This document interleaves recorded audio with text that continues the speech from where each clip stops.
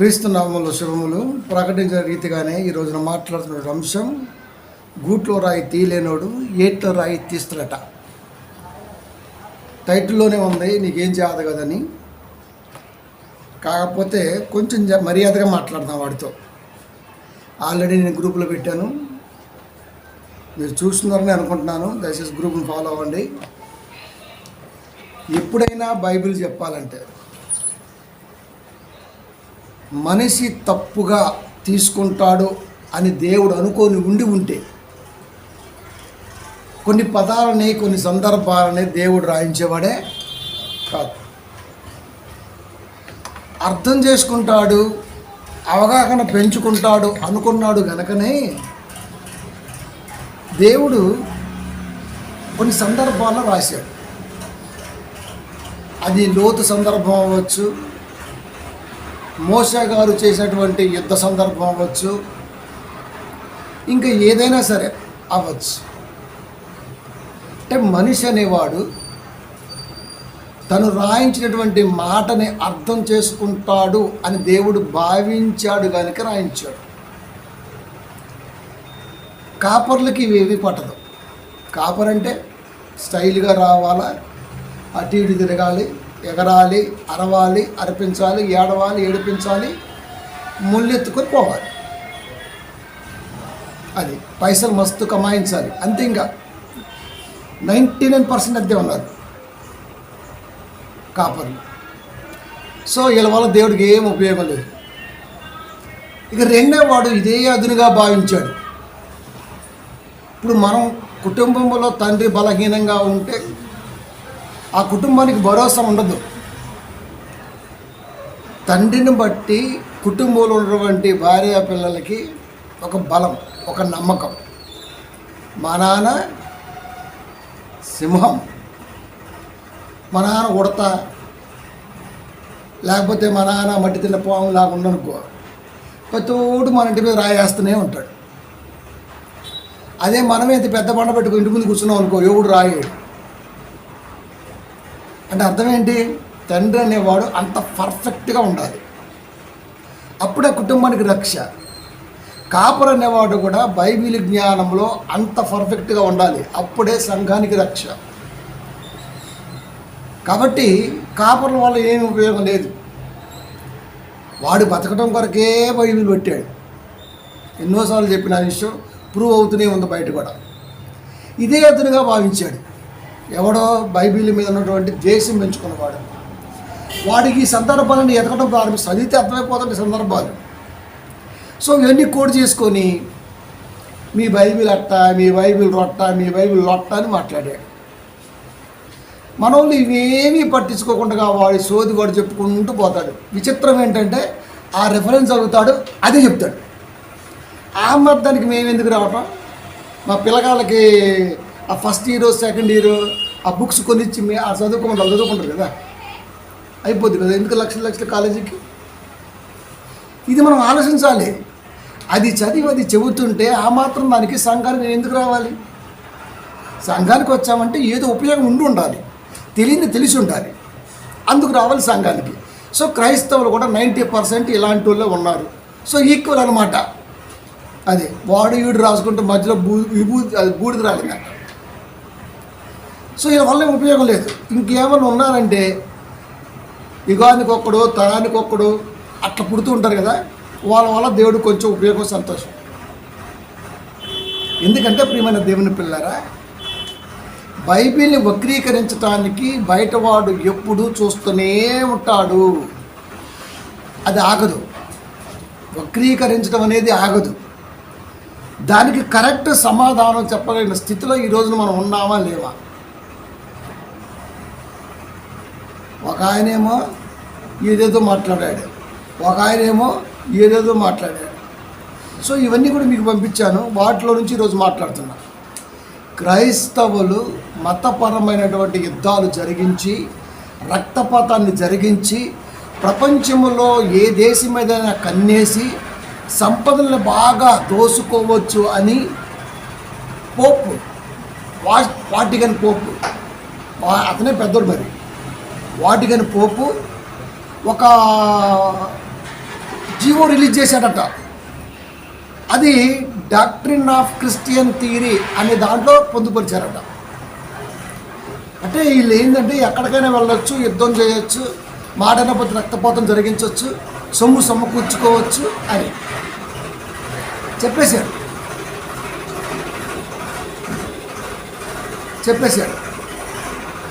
ఇది ఒక క్రైస్తవేతరుడికి ఒక కాపరికి మధ్య జరుగుతున్నటువంటి డిబేట్. మరి అది నిజమో కాదో అని చెప్పి నువ్వు గూగుల్లోకి వెళ్ళి వికీపీడియా ఓపెన్ చేసి అది అడిగితే చెప్పింది అక్కడే. నువ్వు ఎక్కడికో వెళ్ళాల్సిన అవసరం లేదు. అతను ఏదో అన్నాడు, అది నువ్వు ఖచ్చితంగా కూర్చొని టైప్ చేసి ఇది నిజంగా ఉన్నదా అని అడిగామనుకో, అది చెప్పింది. అది కనీసం వాడికి ఆ ఐడియా కూడా రాల. వాడు ఆల్రెడీ చెప్పాడు డాక్ట్రిన్ ఆఫ్ క్రిస్టియన్ థియరీ అన్న దాంట్లో వాళ్ళు రాసుకున్నారు అని చెప్పేశాడు. అది ఏం మాట్లాడట్లా. నిజానికి డాక్ట్రిన్ ఆఫ్ క్రిస్టియన్ థియరీ లాలో ఏముందో తెలుసా? ఏముందంటే అందుట్లో త్రిత్వ ఏకదేవుడు అని ఉంది. అది రాసుకున్న థియరీలో మెయిన్ పాయింట్స్ తండ్రి, కుమారుడు, పరిశుద్ధాత్ముడు ఉన్నారు. రెండవది బైబిల్ గురించి ఉంది దాంట్లోనే. తర్వాత మానవత్వం మరియు పాపం గురించి రాయబడి ఉంది థియరీ. రక్షణ సిద్ధాంతం ఉంది, క్రీస్తు పునరుద్ధానం ఉంది, చర్చికి సంఘానికి మధ్య సంబంధం ఉంది, అంత్య దినాల గురించి ఉన్నవి, ఇలా ఉన్నవి. ఎక్కడ నాకు డాక్ట్రిన్ ఆఫ్ క్రిస్టియన్ థియరీలో జీవో పాస్ చేసినట్టుగా, దోసుకోవచ్చు అన్నట్టుగా, రక్తపాతం జరిగించినట్టుగా లేదు. వీడు చెక్కలోడు కాకపోతే ఎవడైనా సీఎం అయిన తర్వాత దోసుకుంటా అని చెప్పి జీవో పాస్ చేస్తాడండి? అసలు ఏడైనా పలానా ఏరియాలో పలానా గనులు ఉన్నాయి, పలానా మైన్స్ ఉన్నాయి, పలానా లొట్టపీసు కార్యక్రమం ఉన్నాయి, అవన్నీ దోసేసుకుంటానని చెప్పి జీవో జారీ చేస్తాడా? ఎవడైనా సరే పబ్లిక్ ఫిగర్ అని ఎవడు అలా చేస్తాడు? అసలు గవర్నమెంట్ అలాంటివి జరుగుతాయా?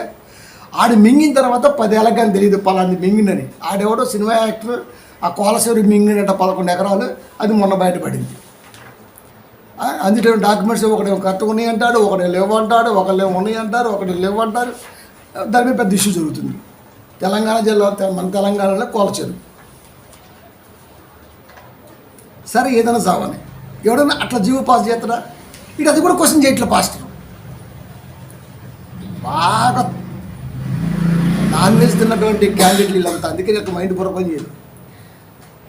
కాబట్టి అక్కడ అడగాలి కదా, ఎవడైనా దోసుకునేటప్పుడు ఇట్లా పర్టికులర్గా నోటీస్కి జీవో ఒకటి పంపిస్తారా, ఒకటి రిలీజ్ చేస్తారా అని అడగొచ్చు కదా. వాడు అడగాలి.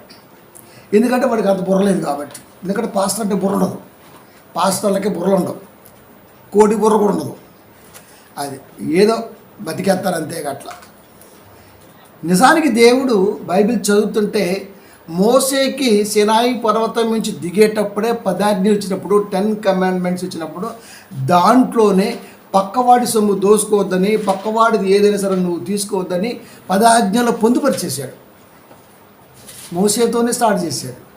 నాయన అట్లా చేయొద్దు, దొంగిలించకూడదు, అది పరుల సొమ్మును నువ్వు ఆశించకూడదు, ఇలాంటివి చెప్పేసాడు 10 కమాండ్మెంట్స్లో. పోనీ ఇది కూడా గుర్తు చేయట్లేదు పాస్టర్ గారు. మళ్ళీ సూటేసాడు, మంచిగా మళ్ళీ మేకప్ వేసుకున్నాడు. ఆడవాళ్ళ కంటే ఎక్కువ, ఆడింగోళ్ళు తక్కువ, ఆ టైప్ అన్నమాట. నువ్వు ఎక్కడికి వెళ్ళావు? వాడేమో సింపుల్గా ఇలాంటి చొక్కా వేసుకోవచ్చింది. వాడు కొట్టాలంటే సూట్ వేసుకోకూడదు, అది మట్టి దాన్ని భయపడతాం, మాస్ డ్రెస్సే వేయాలి, లేకపోతే కష్టమైపోద్ది, డ్రెస్ మీద కాన్సన్ట్రేషన్ పెరిగిపోద్ది. ఇది కూడా తెలియట్లా. కలిసి ఈ ఆలోచన కూడా రావట్లేదు. అరే నువ్వు అన్నట్టుగా నువ్వు అనుకుంటే ప్రారంభంలోనే దేవుడు ఇలా చెప్పింది కదా, ఇలా చెప్పినప్పుడు పోపు దాన్ని పాటిస్తాడు కదా. అలాంటప్పుడు దోసుకోమని ప్రత్యేకించి జీవో ఎక్కడైనా ప్రపంచంలో పాస్ చేసినట్టుగా ఒక ఎవిడెన్స్ ఉందా అని అడిగితే ఎంత బాగుంటుంది? బుర్ర తక్కువ. ఇది బుర్ర ఉండదు పాస్టర్లకి. అలా చెప్పుకుంటూ వచ్చాడు. దేవుడు దాన్ని ఎప్పుడు కూడా సమర్థించలేదు. ఎందుకంటే మనం చాలాసార్లు ఉన్నాం, దేవునికి సిరికి శాస్త్రంగా ఉండకూడదు. సో ఒకే మాటతో క్లోజ్ చేద్దాం. వాడు అంట కదా, ఎక్కడ పడితే అక్కడికి వెళ్ళిపోతారు, యుద్ధాలు చేస్తారు, రక్తపాతం జరిగిస్తారు, దోసుకొని పోతారు. ఆ ఇంగ్లీష్ ఒకరిని పెడతారు మన ముందు 200 ఏళ్ళు పరిపాలించుంటూ భారతదేశం మొత్తం దోసుకొని పోయిండని. ఏడ దోసుకొని పోయింది భారతదేశం? ఇప్పుడు మీ దగ్గర దోసుకునేది వాడు ఏడ దోసుకుపోయింది అసలుకి? వాడికైతే కోహిని రోజున దొరికింది, అది తీసుకెళ్ళిపోయాడు. అది తప్ప ఒప్పంటే వాడు ఆధీనంలో ఉంది. అప్పుడు మనం ఏం చేస్తాం? దానికి 200 ఏళ్ళు పరిపాలించాడు, వాడే రూలర్గా ఉన్నాడు, వాడే రూల్ చేస్తున్నాడు, వాడికి నచ్చింది వజ్రం దోసుకెళ్ళిపోయాడు లండన్కి. అది తప్పే అంటే మరి వాడు పరిపాలన చేస్తున్నాడు, దోసుకొని పోయాడు. ఇప్పుడు పరిపాలన చేసాడు, దోసుకొని పోతున్నాడు, ఎవడు అడ్డుపడుతున్నాడు? అక్కడ దాకా 200 ఏళ్ళు వెనక్కి వెళ్ళి వాడిని అంటకంటే ప్రజెంట్ సిచ్యువేషన్ ఉన్నటువంటి నాయకులు దోసుకుంటుంటే ఈయన ఎవడు మాట్లాడరు. దీనికి మన కాలనీ తీసుకుంటే, ఈ కాలనీ తీసుకుంటే ఎప్పటికీ 8, 9, 10 సార్లు రోడ్లు లేకపోయినా ఏసీటీగా బిల్లు పెట్టేశారు. కొన్ని 100 కోట్లు దోసేశారు ఆఫ్టర్ చిన్న కాలనీకి. ఇక మొత్తం ప్రగతి నగర్, నిజాంపేట, ఈ నియోజకవర్గం, ఈ ఏరియాని చూసుకుంటే ఇంకెంత దోసుకుంటారంటారు? దీనికి రోడ్డే పడలేదు. ఇప్పుడు 5-6 సార్లు, 8 సార్లు బిల్లు పెట్టేశారు. ఇప్పుడు కొత్తగా ఆన్లైన్ రోడ్డు వేస్తున్నారు. ఇప్పుడు మళ్ళీ దానికి మళ్ళీ బిల్లు పెడతారు, మళ్ళా పగల పడతారు, మళ్ళా బిల్లు పెడతారు. అది ఎందుకు? కార్పొరేటర్ డబ్బులు రోడ్లు పగల కొడతారు వస్తాయి. దీన్ని ఎవడో విమర్శించడం అంత ఆ టైం మనకు ఉండదు. లేచామా, సర్దుకున్నామా, దూకున్నామా, తల పనికి వెళ్ళిపోయామా, అంతే. సరే, దాంతో కూడా మన పని లేదు, ఎందుకంటే మనం ఇలాగే అనుకుంటూ పోతుంటాం. కానీ కనీస అవగాహన ఉండాలిగా. అది ఆయన అంటారు, ఆడెవరయ్యా అంటే క్రిస్టియన్. ఫారెన్లందరూ క్రిస్టియనేనా? ఫారెన్లందరూ క్రిస్టియనేనా? అమెరికాలో కూడా చాలామంది నాస్తికులు ఉన్నారు. ఆ ఇంగ్లీష్ వాడు వచ్చిన నాస్తికుడేమో. ఇంగ్లీష్ వాళ్ళు వేరు, మిషనరీస్ వేరు. ఫస్ట్ దోసుకునే వాళ్ళు వచ్చారు, ఆ తర్వాత దాన్ని అడ్డం పెట్టుకొని సేవ చేసేవాళ్ళు వచ్చారు, వాళ్ళే మిషనరీస్. వాళ్ళని కూడా కలిపెట్టడు వీడు. ఫస్ట్ దోసుకునేవాడు వచ్చాడు. వాళ్ళు అనుకుంటే మరి అప్పుడు యుద్ధాలు జరుగుతుంటే రాజ్యాలు వెళ్తుంటారు కాబట్టి అది కామన్గా దాంట్లో వచ్చేసింది. అది చోళులు పరిపాలించలేదా, మొఘళ్ళు పరిపాలించలేదా, నవాబులు పరిపాలించలేదా? అందరూ పరిపాలించారు ఇండియాని. అలాగే వాడు పరిపాలించాడు. వీళ్ళందరూ పక్కన పెట్టి వాడిని అంటారు. కారణం ఏంటంటే అమెరికన్స్ కాబట్టి, లండన్లు కాబట్టి, ఇంగ్లీషులు కాబట్టి. ఇంగ్లీషులు అనగానే క్రిస్టియన్స్ అంటున్నారు. ఇంగ్లీషులో నాస్తికులు లేరా? ఉన్నారు. కాబట్టి వాళ్ళు వచ్చారు ముందు. ఆ తర్వాత ప్రేమపూర్వకమైన ఆలోచనతో మిషనరీస్ వచ్చారు. వాళ్ళు క్రిస్టియన్స్, వాళ్ళు ఫారినర్సే. వాళ్ళు వచ్చిన తర్వాత ఎన్నో హాస్పిటల్ పెట్టారు. అది నాటు వైద్యం ఇంట్లో జరుగుతుంటే, లేదు మీకు కాస్ట్లీ వైద్యం అందిస్తామని వాళ్ళే మనకు దారి చూపించారు.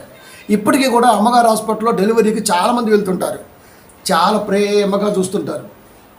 అదే మన హాస్పిటల్ అయితే ఇసిరిసిరి వేస్తుంటారు, మనం కుక్క కంటే హీనంగా చూస్తుంటారు. కానీ అక్కడ ప్రేమే కనబడింది. అది రియల్ క్రిస్టియానిటీ. కాబట్టి ఈ డాక్టర్ ఆఫ్ క్రిస్టియన్ థియరీలో ఇలాంటివి ఏం లేవు. అలా ఎవడు పబ్లిక్గా జీవో రిలీజ్ చేయడు. అలా చేసేటువంటి వాడు ఒక్కడు కూడా లేడు. అది ఉండరు. అందుకే దేవుడు యాకోబు గారి ద్వారా, ఇప్పుడు యుద్ధాలు కాబట్టి యుద్ధాల గురించి చెప్పాలి. యాకోబు గారి ద్వారా క్రొత్త నిబంధనలో కూడా ఏం మళ్ళీ గుర్తు చేశాడు? 4:1 తెలుసా? మీలో యుద్ధములను పోరాటములను దేని నుండి కలుగుచున్నవి? మీ అవయములలో పోరాడు భోగేచ్ఛ నుండియే కదా. నిజంగా యుద్ధాలు పోరాటాలు ఎందుకు జరుగుతాయి అంటే మీ అవయవాలలో తీరని కోరికలు ఉన్నాయి కాబట్టి అవి తీర్చుకోవటం కొరకు మీరు యుద్ధాలు చేస్తారు అని చెప్పాడు. కానీ బైబిల్ దేవుడు ఏం చెప్పాడు తెలుసా? ఒకటి సొమ్ము ఆశించొద్దు అని చెప్పేశాడు. సరే, దానికి ఓకే అగ్రి అవుదాం అన్నాడు అనుకోండి. మరి యుద్ధాలు ఎందుకు జరిగాయి? మరి మోసే యుద్ధాలు చేశాడు, రక్తపాతాలు జరిగించాడు, చేశాడు కదా మోసే. యుద్ధాలను ప్రేరేపించాడు. ఇలా రక్తపాతాల ప్రేరేపణ ఎవరు జరిగిస్తారయ్యా అంటే ఉగ్రవాది అన్నాడు. వాళ్ళే దయాదాక్షిణ్యం లేకుండా బాంబులు పెడతారు, బ్లాస్టులు చేస్తారు. మనుషులు తునాతునకలు అయితే వాడు అక్కడ కూర్చొని బిర్యానీ తినుకుంటూ ఎంజాయ్ చేస్తుంటాడు. ఇక్కడ ముక్కలు గాల్లో గడగడలాడుతుంటే ఆడ ముక్కలు గడగలాడించేస్తున్నాడు. ఆ టైప్ అనమాట. అంటే కంప్లీట్గా తీవ్రవాదికి అలాంటి ఆలోచన ఉంటుంది. కాబట్టి మోషే కూడా రక్తపాతం జరిగించాడంటే మోషే కూడా అదే క్యాడర్ చెందినవాడు. కాబట్టి క్రైస్తవులు అంటే తీవ్రవాదులు, తీవ్రవాదులకు నాయకుడు మోషేనే అన్నాడు. ఈడేమంటాడు తెలుసా, ప్రపంచంలో ఎవరు అడగండి, తీవ్రవాదులు అంటే ముస్లింలు, ఐసీసీ బ్యాంక్ వెళ్ళాడు చూద్దాం చూడండి ఎగ్జాంపుల్. వాళ్ళతో నీకెందుకు, వాడు ఏమడిగాడు తెలుసా, మోషే తీవ్రవాది, పైగా బైబిల్లో ఆయన ప్రవక్తే, ఖురాన్లో ఆయన ప్రవక్తే, మరొక దాంట్లో ఆయన ప్రవక్తే, కొత్త నిబంధనలు కూడా ప్రవక్తే, పాత నిబంధనలోనూ ప్రవక్తే, కొత్త నిబంధనలోనూ ప్రవక్తే, ఖురాన్లోనూ ప్రవక్తే, ఇన్ని చోట్ల ఆయన ప్రవక్తగా ఉన్నాడు. అంటే జనాలు ఆగం చేయడంలో మోషేనే తీవ్రవాది ఆలోచన కలిగి ఉన్నాడు. క్రైస్తవులు తీవ్రవాదులు అన్నాడు మోషేని బట్టి. క్రైస్తవులు శాంతి స్వరూపులు, ప్రేమామూర్తులు తీవ్రవాదులు కాదు, తీవ్రవాదులు అంటే పాకిస్తాన్ వాళ్ళు అని ఇంత పెద్ద లిస్టు చదువుతుంటారు, 20 సంవత్సరాల లిస్టు. వాళ్ళు విన్నారనుకో నిన్ను వేసేస్తారు. వాళ్ళతో నీకు ఎందుకు, వాడు ఏం అడిగాడు. అందుకే సబ్జెక్ట్ని ఎప్పుడు కూడా, బైబిల్ సబ్జెక్ట్ని ఎస్పెషల్లీ ఎప్పుడు కూడా చాలా జాగ్రత్తగా వినాలి. మన దగ్గర ఒకటి ఉండేవాడు ఆడింగోడు, మన వాక్యం చదువుతుంటే ఊరికి పెన్ను ఎవరిట్ట అంటున్నారా, ఎవరిట్ట పొల్ల పెట్టుకుంటారని చూస్తాడు. మాకు అసలుకి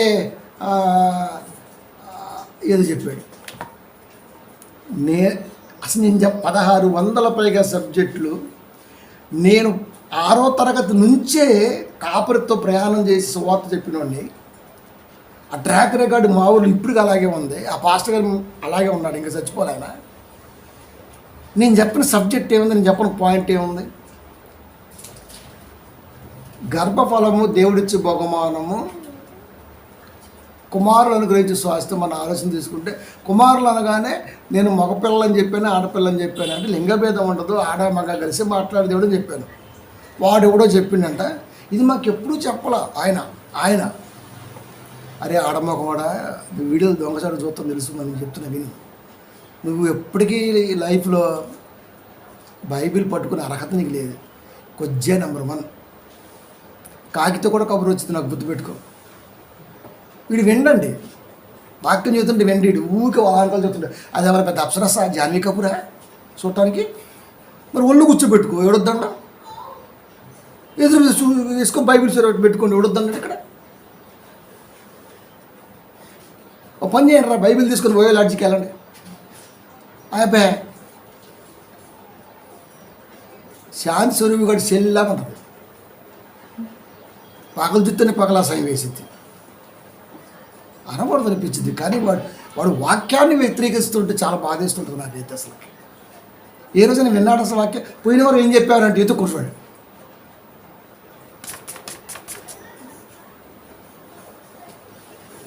యాదవునాయ డైనాసర్ ఇక్కడ కోసి కారం పెడతాడు. కాబట్టి ప్రియమైన దేవుని పిల్లరా, మీలో యుద్ధములను పోరాటములను దేని నుండి కలుగుచున్నవి అంటే, మోషే యుద్ధం చేసింది, పోరాటం చేసింది ఆస్తి కొరక. పాస్టర్ అడగట్లేదు, సూట్ వేసుకుని ఊరికే ఎట్ట అంటుండు. ఏముందని అంటానికి, గట్టి నిలబడితే 50 కిలోలు బరువు ఉండవు నువ్వు, నీకు ఎందుకు లొట్ట పీసు గడికి. ఈ పాస్టర్లను తింటేనండి ఏం కట్టింగ్ ఎత్తారా నాయన, కెమెరా ముందు పోతే సార్. ఈ రామ్ చరణ్ అనుకుంటున్నారా ఏం పడి మరి హెచ్చల మందే 100% చెప్తున్నా. అది ఎండాకాలం ఎందుకు నీకు సూటు, చలికాలం వేస్తే అయినా నీకు వాతావరణం, ఇండియా వాతావరణం బాగా ఆడుతుంది సరే, ఎప్పుడో అంటే ఓకే. ఊరి అప్ప ఎండాకాలం కూడా ఫ్యాన్ పోయినాడు సార్, ఈ సూట్ ఎత్తలేడు, అవసరమా? సరే నీకు ఉన్నాయి వేసుకొని చచ్చావు, లేవు సంఘం డబ్బులతో కొన్నాడు ఎదవా.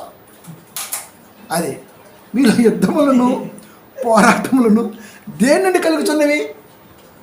మా మోసే ఎక్కడైనా కనీసం దోసుకొని దాచుకొని 1 ఎకరం ఉన్నట్టుగా బైబిల్ చూపించని సవాల్ టు సవాల్ వేయాలి కదండి. అంటే ఆలోచన మనం కూడా అంతేనే ఉండే, అబ్బా ఇప్పుడు ఆలోచన రాలేదా, లేకపోతే నా పొడుం చేయొద్దు అంతే. స్పాట్లో ఆలోచన రానోడు ఇంకెందుకురా, గతించిపోయిన తర్వాత ఆలోచించడం వేస్ట్ కదా. నీకు స్పాట్ టు స్పాట్ రావాలి. అక్కడ డిబేట్ అంటేనే స్పాట్ టు స్పాట్ అని అర్థం. నువ్వు ఎవరికి వెళ్తున్నావు తెలుసా, వాక్యం చెప్పడానికి కాదు సుమా, డిబేట్. ఆ డిబేట్ ఏముంటుంది తెలుసా, వాడు ఏదో అంటుంటాడు, వాడికి వెంటనే నువ్వు కౌంటర్ ఇవ్వాలి. వాడు ఏదో అంటుంటాడు బైబిల్, నువ్వు వెంటనే కౌంటర్ ఇవ్వాలి. అది ఫాస్ట్ కౌంటర్ రావాలి. ఇక్కడ చూస్తూ ఉంటాం ప్రియమైన దేవుని పిల్లారు, అది ఎక్కడైనా బైబిల్లో మోసే సరే యుద్ధాలు చేసిన మాట నిజం, దానికి కారణం చెప్తాను, సొల్లు యాత్ర వేయి, కానీ ఎక్కడ కూడా దోసుకున్నట్టుగా దాచుకున్నట్టుగా లేదు తెలుసా. ఇంకా స్పష్టంగా చెప్పాలంటే సౌలుకు దేవుడు ఏం చెప్పాడు తెలుసా, పలానా చోటకి యుద్ధానికి వెళ్ళు, నేను చెప్పినట్టుగా చేసి పడేసేయి అని చెప్పేశాడు. కానీ మనోడు ఏం చేసింది తెలుసా, కొంచెం యవనంగా ఉన్నటువంటి వాటిని చంపకుండా తీసుకొచ్చి పెట్టేశాడు. అప్పుడు దేవుడు అన్నాడు, నేను చెప్పాను కదా వేసేమని, తుడిసి పెట్టమని చెప్పింది నేను. దేవుడు అలా చెప్పొచ్చా, ఇప్పుడు వస్తాను రే, ఆడకే వస్తాను, ముందు నీకు చెప్పాలి కదా. మా దేవుడు ఏం చెప్పాడంటే పలానా చోటుకి వెళ్ళు, వాళ్ళు చేసినటువంటి అన్యాయం ఏదైతే ఉందో అది ఇలా చేస్తేనే పోద్ది, కాబట్టి నువ్వు వెళ్ళు సౌలు, నువ్వు వెళ్ళు చేయి, ఏది మిగల్చకూడదు అన్నీ వేసి పడేసిరా అన్నాడు. మనోడు కొన్ని పట్టుకొచ్చాడు, దానికి శాపమేంటి తెలుసా, రాజ్యాన్ని కోల్పోయాడు. సంపూర్ణ చేయడం మంచిదే కదా, నీవు మంచిదని ఎలా అనుకుంటావు. గంజాయి మొక్కని వనములో నాటనే కూడదు, పొరపాటున నాడితే పోలీస్ స్టేషన్లోకి వాసన వచ్చింది, వెంటనే జీపీఎస్ చేసుకుని సిగ్నల్ ఇంటికి వెళ్ళిపోతారు, డాబా మీదకి వెళ్ళిపోయి ఆ తొట్టులో పెంచి మొక్కలు పట్టుకొచ్చేస్తారు. వాడికి ఎవరు చెప్పరు, వాసన వచ్చేస్తారు. అది మ్యాప్ దారి చూపించింది, డైరెక్ట్ మెట్లు ఎక్కేస్తారు, పైకి వెళ్ళిపోతారు, కుండీలోంచి తీసుకొస్తారు. అలా ఎందరో దొరికారు సాఫ్ట్వేర్లు. ఒక మొక్క నాడితేనే రక్షణ దళం ఒప్పుకోవట్లేదే, అలాంటిది దేవుడు ఆ ప్రాంతంలో ఉన్నటువంటి ఆ రాజుని కానీ వాళ్ళని కానీ వేసేయమని చెప్పాడంటే దేవుడికి ఎంత బాధ కలిగి ఉండాలి. అసలు నువ్వెవడోరా బాబు క్వశ్చన్ చేయడానికి. ఇలా వాడు అడగాలి, వాడు అడగడం. మోసే యుద్ధాలు చేశాడబ్బా, యుద్ధాలు చేస్తే మేం చెబుతున్నాం రైట్. ఈ డిస్కషన్ వాడు ఎలాగో చేయడు, మనం చెప్పాం. ఇంకొకటి సరే మంచిది, మోసే యుద్ధాలు చేశాడు, అస్తం ధరించాడు అన్నాం, ఓకే. సరే మోసే దాచుకుంటగా దోసుకున్నట్టుగా నువ్వు ఎలాగో మాట్లాడలేవు, కానీ ఇదన్నా మాట్లాడాలిగా. వీళ్ళిద్దరు ఎన్నోసార్లు డిబేట్ చేసుకున్నారు. అందుట్లో మీ గ్రంథం 2000 సంవత్సరాల క్రితం వచ్చింది, మా గ్రంథాలు 5000 సంవత్సరాల కంటే ముందే ఉన్నవి, బైబిల్ కంటే మా గ్రంథాలే ముందని ఎందరో మాట్లాడారు. ఇప్పుడు ఆ పాయింట్ ఎలా మిస్ అయ్యింది ఈ పాస్టర్ గారు. మంచిది నాయన, మీదే సరే, మీరు అనుకున్నట్టుగా మీదే ముందు.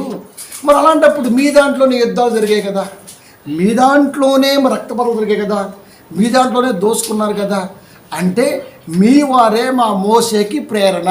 మీ వారు తీవ్రవాదులైతే మా మోసే కూడా తీవ్రవాదే. ఇప్పుడు వాళ్ళు తీవ్రవాదులు ఒప్పుకుంటాడా? మన పిల్లలు తప్పు చేసినా పోలీస్ స్టేషన్లో వాడి మీద నెట్టేస్తాం మనం, ఆ టైప్ మంది. సరే మంచిది, మీ లెక్క ప్రకారం వస్తా. బైబిల్ కంటే మీ గ్రంథాలు, మీ వేదాలు, మీ ఉపనిషత్తులు, మీరు ఏవైతే రాసుకున్నారో అవన్నీ కూడా ముందే చెప్పుకున్నారు ఇప్పుడు దాకా. మరి అలాంటప్పుడు మీ గ్రంథాల్లో యుద్ధాలు జరిగాయి కదా, రక్తపాతం జరిగింది కదా, దేశాల మీద దండయాత్ర జరిగింది కదా, దేశ సంపద దోసుకున్నారు కదా, వీటన్నీ ముందు జరిగించేది మీరే కదా. ఒకవేళ అవి ఇన్స్పిరేషన్గా తీసుకొని మోసే జరిగించాడు, మీరు అది ఒప్పుకోండి, ఇది మేము ఒప్పుకుంటాం. ఒప్పుకుంటాడా? ఒప్పుకోడు. అప్పుడు ఇది ఒప్పుకోవడానికి లేదు, ఇంకా నోట్లు అయిపోద్ది. ఇది కూడా లేదు. భగవద్గీతలో గీత సారాంశం అంటే ఇక్కడ ఎవరిని విమర్శించడానికి కాదు, క్రైస్తవుని గెలికితే ఏం బయటకు వస్తే చెబుతున్నాం. అది నా కంట్లో పడితే ఇంక అన్నీ బయటకు వస్తాయి. అది మురిక్కాలలో బురద మట్టం పెట్టండి పడతాయి. భగవద్గీతలో కురుక్షేత్రం అనే ప్రాంతంలో, అది near by Assam, present Uttarandhra India, north India ప్రజెంట్గా అనుకుంటే ఆ ప్రాంతం, అక్కడ యుద్ధం జరిగింది, కురుక్షేత్ర యుద్ధం. భారతంలో ఆ యుద్ధానికి చాలా ప్రాముఖ్యత ఉంది. చిన్నప్పుడు నేను నెల చూసిన ఆ యుద్ధం అయ్యేది కాదు, 10:30కు వచ్చేది ఆదివారం.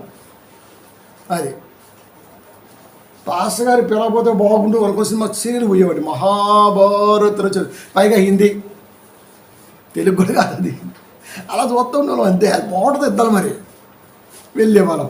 ఇక కురుక్షేత్ర యుద్ధం చిన్నప్పుడు రాజు మొదలు పెడితే పెద్ద కొత్తనే ఉంది, అది తగ్గట్లేదు. బ్లాక్ అండ్ వైట్ టీవీ అందుట్లో కురుక్షేత్ర యుద్ధం జరిగింది ఎవరికో తెలుసా? అన్నదమ్ములకి, కౌరవులకి, పాండవులకి. జరిపించడానికి కారణమైంది ఎవరో తెలుసా? మార్గం చూపింది ఎవరో తెలుసా? శ్రీకృష్ణ పరమాత్ముడు. ఎవరికి నూరు పోసాడు తెలుసా? విషాన్ని, విష భావజాలాన్ని అర్జునుడికి. పాండవులకి, కౌరవులకి గురి ఎవరో తెలుసా? ఒక్కడే. ఒక గురువు దగ్గర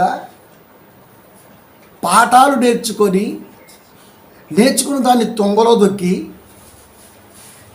ఇరువురు కాలు దూకుంటుంటే మధ్యవర్తిగా ఉండి శాంతి సందేశమో గీతోపదేశమో జరిగించి యుద్ధాన్ని ఆపడానికి బదులు కృష్ణాని వెనక నేనుంటా అని చెప్పేసి రెచ్చగొట్టి యుద్ధాలు జరిగించి ప్రాణనష్టం జరిగించి చాలామంది ఆడవాళ్ళ పసుపు కుంకాలు దుడిసేసి రక్తపాతం జరిగించి ఇన్ని చేశామే.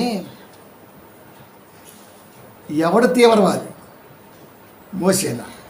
మీదే ముందుగా కురుక్షేత్రమే కదా యుద్ధానికి మంచి పట్టు. మరి అలాంటప్పుడు మీరు తీవ్రవాదులను ఒప్పుకోవాలి. తీవ్రవాదుల నాయకుడు శ్రీకృష్ణుడు అని ఒప్పుకోవాలి. ఆ సారాన్ని పట్టుకున్నటువంటి లీడరు అర్జునుడు అని ఒప్పుకోవాలి. ఒప్పుకుంటాడా అండి? శాంతోపదేశము గీతోపదేశము చేయడానికి బదులు ఏం పర్లా నువ్వు రథాన్ని తోలు ఎరకాలు నేను చక్రం తిప్పుతా అన్నాడు. అంటే రెచ్చగొట్టాడా లేదా? రెచ్చగొట్టాడు. అలాంటప్పుడు ఇక్కడ తీవ్రవాది ఎవరండి?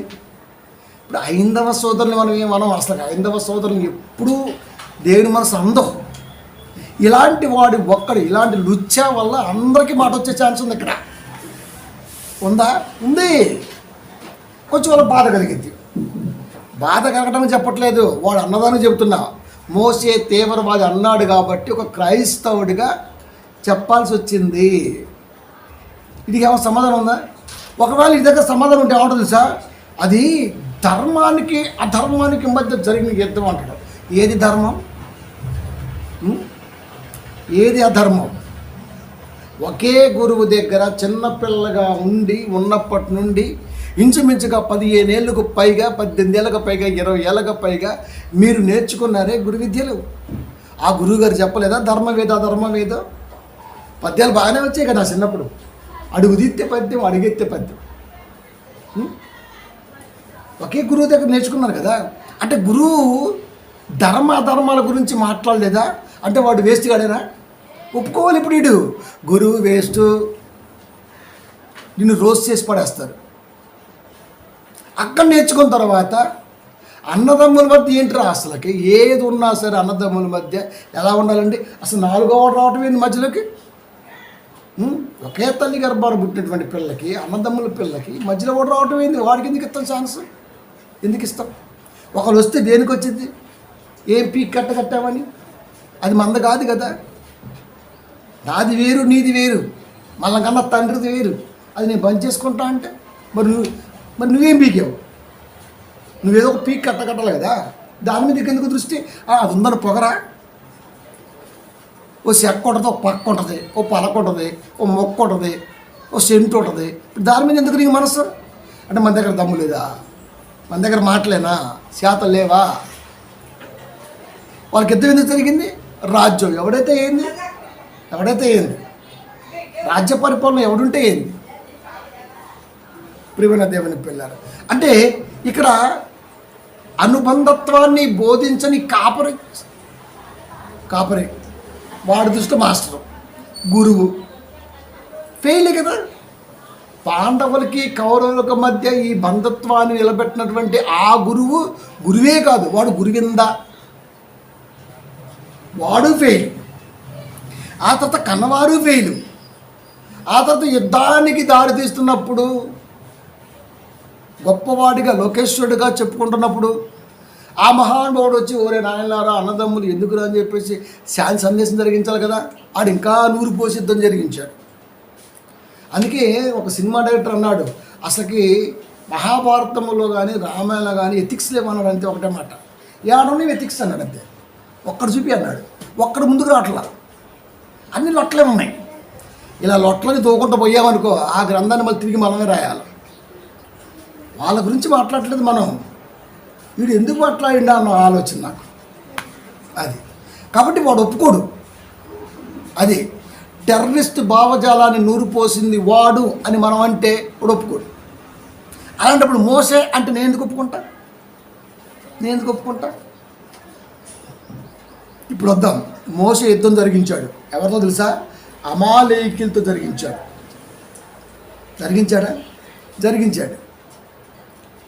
అమాలేకీయులతో యుద్ధం జరిగినప్పుడు సీహోను రాజుతో యుద్ధం చేశాడు, ఓగు రాజుతో యుద్ధం చేశాడు, మిద్యానీయులతో యుద్ధం చేశాడు, ఫిలిస్తీన్తో యుద్ధం, ఇలా చెప్పుకుంటూ పోతే మోసే యుద్ధం చేశాడు. ఈ యుద్ధం వెనకాల దోసుకోవటం కాదు. సాక్షాత్తు ఇజ్రాయేలీల్ని ఇబ్బంది చేస్తుంటే దేవాది దేవుడు మోషేకి ఆజ్ఞ ఇచ్చి వేసేయమని చెప్పేశాడు. అసలుకే కష్టకాలంలో నుండి బయటకు వస్తుంటే దారివని అన్నాడు. ఓరి నాయన, నీ పొలాలనే వంటుకోరా బాబు, నడుచుకుంటూ వెళ్ళిపోతారు, అది 1 by 1 వెళ్ళిపోతాం, కొంచెం ఈ దేశం నుంచి పోవడానికి దారి ఇవ్వనరా అంటే దారి ఇవ్వను అన్నాడు. అప్పుడు దేవుడు ఏమన్నా, అసలు భూమి నాది, ఇచ్చింది నేను, వాడెవడు దారి ఇవ్వడానికి, వాడికి బాగా కొవ్వు పట్టింది, ఓ పని చేయి, ఆడు కొవ్వు కరది అన్నాడు అంతే.